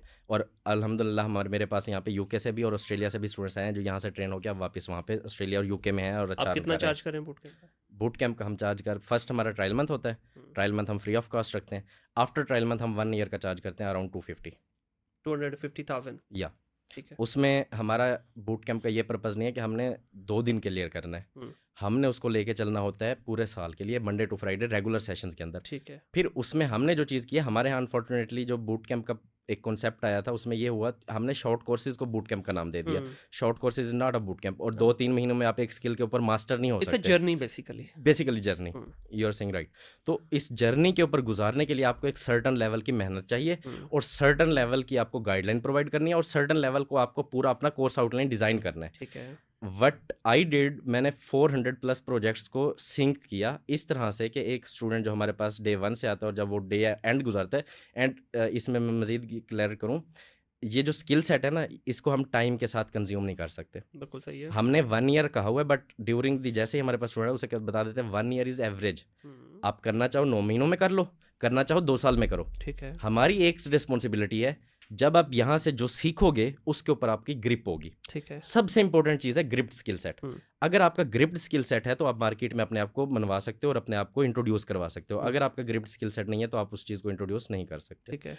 उसके लिए प्रॉपर प्लानिंग चाहिए, और उसके लिए सबसे इंपॉर्टेंट चीज़ है इंडिविजुअल अटेंशन। अगर एक स्टूडेंट को हम 20 लोगों को एक साथ बिठाएंगे और एक ही लेक्चर में डिलीवर करूंगा, सॉरी टू से प्रैक्टिकल जो हम क्लेम करते हैं ना कि प्रैक्टिकल ट्रेनिंग, प्रैक्टिकली 10 माइंड एक जैसा नहीं चलते। नहीं चलते बिल्कुल। तो हमारा क्या प्रोसेस है कि हम टेक्निकली और प्रैक्टिकली इंडिविजुअल लेके चलते हैं। हमारा ग्रुप बनता है 4 महीने के बाद। ठीक है। शुरू में हम हर स्टूडेंट को इंडिविजुअल अटेंशन देते हैं। अगर 20 बच्चे बैठे हैं, 20 बच्चों के लिए 5 से 6 लोग खड़े हैं क्लास के अंदर जो 20 लोगों को मैनेज कर रहे हैं। ठीक है। पूरे साल में 50 से 70 बच्चे या मैक्सिमम 80 स्टूडेंट्स को हम लेके चलते हैं और 100% उनको डिलीवर करते हैं। पिछले सही। 5 साल से ये जर्नी हमने अच्छा, स्टार्ट इसमें की हुई है। आपने बात की कि तकरीबन 400 कोर्सेज हैं, राइट? प्रोजेक्ट्स, प्रोजेक्ट्स हैं। हाँ, तो अराउंड वो 400 प्रोजेक्ट्स। होगा एक ही स्किल सेट के ऊपर, नहीं। लेट्स से एक टेक्नोलॉजी आपने पकड़ी, उसी के ऊपर नहीं, ट्रेन करेंगे? जब हम फुल स्टैक की बात करते हैं, अब फुल स्टैक भी क्यों करना है, ठीक है? हम जब कोर्स को स्टार्ट करते हैं ना, मैं ये नहीं कह सकता, अब स्किल सेट का भी चूज करना होता है। स्किल सेट मेरे या आपके या किसी के कहने पे चूज नहीं करना। जैसे मैं अब भी कह दूं कि ये वाला स्किल सेट पकड़ो पकड़ो, ये तो कामयाब हो जाएगी। अगेन मैं वापस अपने उस बात पे जाऊंगा, we are learning for the market. हमें समझना है मार्केट को क्या चाहिए। अब मार्केट को जो चीज़ चाहिए उसके मुताबिक हमें अपना स्किल सेट अडॉप्ट करना है। ठीक है। मैं अब पीएचपी को अब यूनिवर्सिटी में क्या है, पीएचपी भी चौथे सेमेस्टर में शुरू हो जाती है। अब मैं पीएचपी को देखूं, स्टैक ओवरफ्लो एक प्लेटफॉर्म है, अगर आप जाके वहाँ पे देखें, सर्वे करते हैं और वो सर्वे करते हैं पूरे पाकिस्तान से, पूरी दुनिया से सर्वे करते हैं, डिफरेंट सॉफ्टवेयर कंपनीज का, डिफरेंट डेवलपर्स की राय लेते हैं और उनके ओनर से पूछते हैं आपको कौन सा रिसोर्स सबसे पहले चाहिए। ठीक है। टॉप रेटेड जो डेवलपर है फुल स्टैक स्टैक ओवरफ्लो सर्वे के अकॉर्डिंग फुल स्टैक डेवलपर है, देन बैक एंड डेवलपर है, देन फ्रंट एंड डेवलपर है। और अगर आपने अभी हमारे यहाँ कॉन्सेप्ट स्टार्ट हो गया, एआई कर लें, ब्लॉकचेन कर लें, वो इसके बाद की चीज़ है। सही है, बेसिक तो पता हो ना, तभी पहले कुछ मुझे करेंगे। वेब के बेसिक प्रोटोकॉल्स तो पता हूँ, अंडरस्टैंडिंग तो बिल्ड हो मेरी। उसके लिए जब हम प्रोजेक्ट्स बेस्ड ट्रेनिंग के ऊपर जाते हैं तो हम उसमें ये स्टार्ट करते हैं, जब हमने लैंग्वेज चूज करनी है, फुल स्टैक की तरफ जाना है, तो पहले हमें फ्रंट एंड को अच्छे से अंडरस्टैंड करना है। लेट्स सपोज उसमें हमारे पास लैंग्वेजेस हैं, HTML CSS है, जावास्क्रिप्ट है, रिएक्ट है, नेक्स्ट है, बूटस्ट्रैप है। तो हर लैंग्वेज के ऊपर 50 to 60 प्रोजेक्ट्स हमने बनाए हुए प्रैक्टिकली, और वो प्रोजेक्ट्स जो ऑलरेडी हमने या तो डिलीवर किए हुए हैं या तो ऑलरेडी लाइव पड़े हुए हैं, और उनको कैसे बिल्ड करना है वो सारा उसी के ऊपर डिपेंड करता है। लेकिन don't you think so it's too much? 400 projects के ऊपर अगर एक बच्चे को आप गुजार रहे हैं, ठीक है, it's a journey, it can take like 2 years even, लेकिन आपको नहीं लगता कि इंस्टेड ऑफ 400 प्रोजेक्ट्स आप 5 या 10 ऐसे करें? क्योंकि 400 प्रोजेक्ट्स का मतलब है कि आपको भी उतने एक्सपर्ट लेवल के जो लोग चाहिए होंगे उनको सिखाने के लिए। On the other hand, if you have just 20 project और 30 प्रोजेक्ट या 30 डिफरेंट टेक्नोलॉजीज, उसके ऊपर आप भी ज़्यादा फोकस कर पाएंगे? इतना बड़ा पोर्टफोलियो बनाने की जरूरत क्या उसमें है? देखें, सबसे पहली चीज़ है, हम जब क्लेम करते हैं ना प्रैक्टिकल आपको हैंड्स ऑन एक्सपीरियंस देना है, तो उसका मतलब हम ये क्लेम करते हैं कि आपको इसके बाद इंटर्नशिप की ज़रूरत नहीं है। ठीक है। You are job ready. 1 year का आपको ऑफर, आपका एक्सपीरियंस लेटर होता है। वो जो प्रोजेक्ट्स होते हैं वो ऑलरेडी डेवलपर्स ने बिल्ड करके डिप्लॉय किए होते हैं, वो वाले प्रोजेक्ट्स के ऊपर ट्रेनिंग होती है, और ये हमारे स्टूडेंट के साथ 2 वे कम्युनिकेशन होता है। और इसमें जो आउटडेटेड चीज़ें उसको किस तरह मैनेज करते हैं? क्योंकि ये नहीं, तो बड़ी हमारी डायनामिक डोमेन अपडेटेड है। ही रहती है।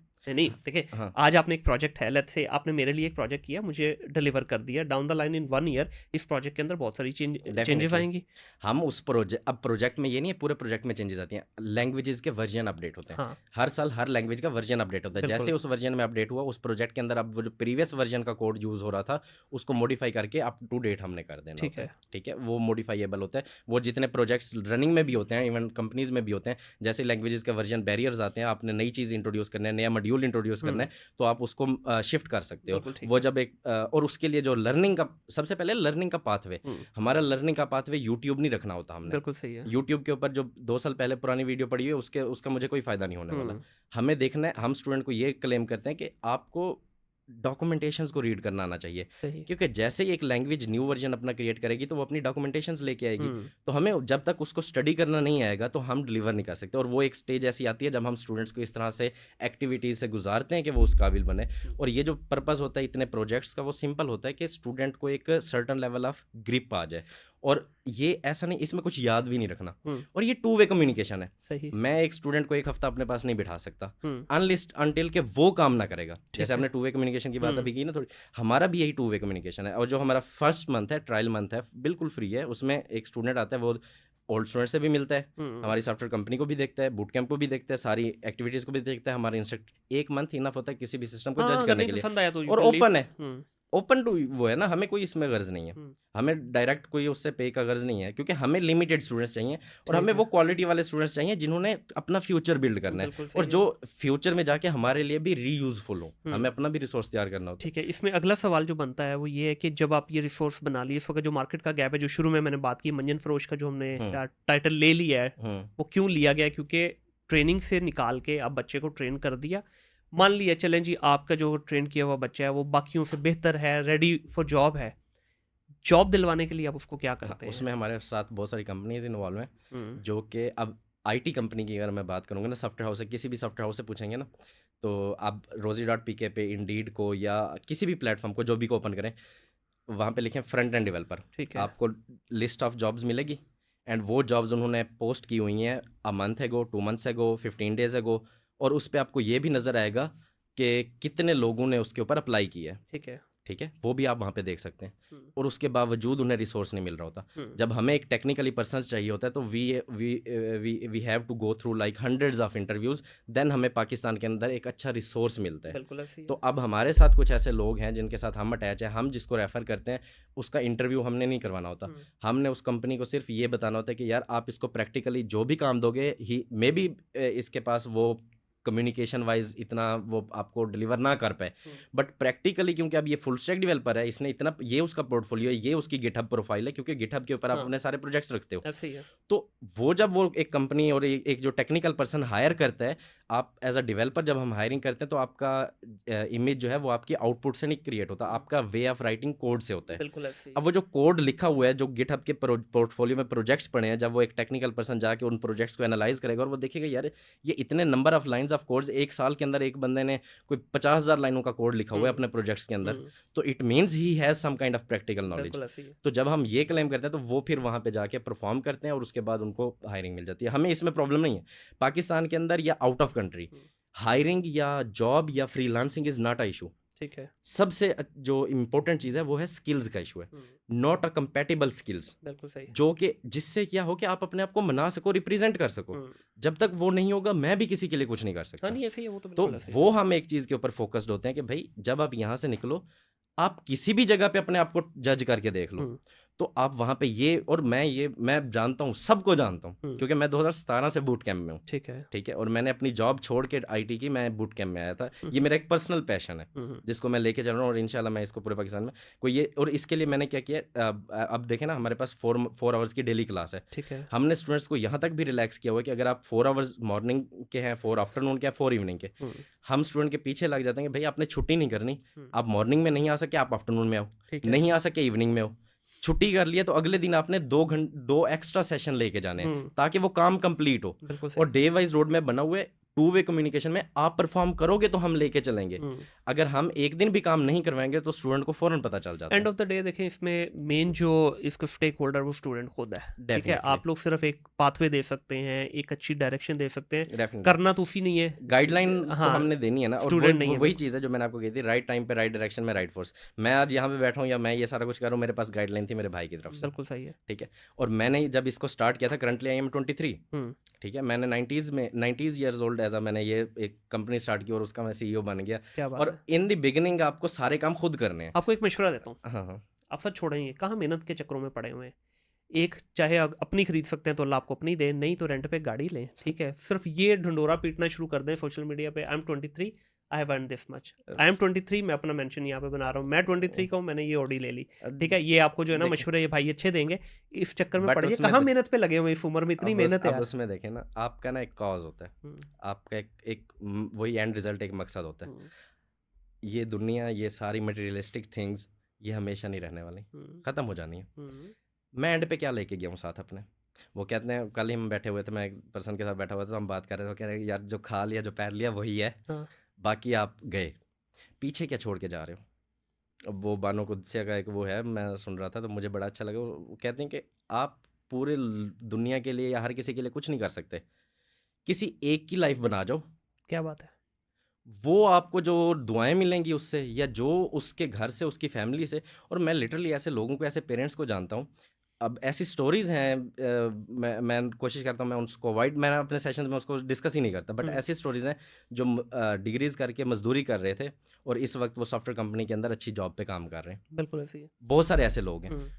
और वो जो एक चीज़, और मेरे साथ टच भी नहीं है, अच्छा। मैं किसी भी स्टूडेंट के साथ इन टच नहीं रहता जो या तो मेरी कंपनी में काम नहीं कर रहा या हमारी अपनी सॉफ्टवेयर कंपनी में काम नहीं कर रहा। हम्म। बहुत कम ही मैं उनके साथ रहता हूँ, ताकि किसी को ये फील ना आए कि यार ये जो है हमारे साथ अपने बेनिफिशियल के लिए ही इन टच है, या ये जिसको मैंने स्पेशली तौर पे फाइनेंशियली या एजुकेशन वाइज या गाइडलाइन वाइज सपोर्ट किया होता है, हम्म। जिसको मैंने पर्सनली सपोर्ट किया होता है, ऐसे लोग होते हैं।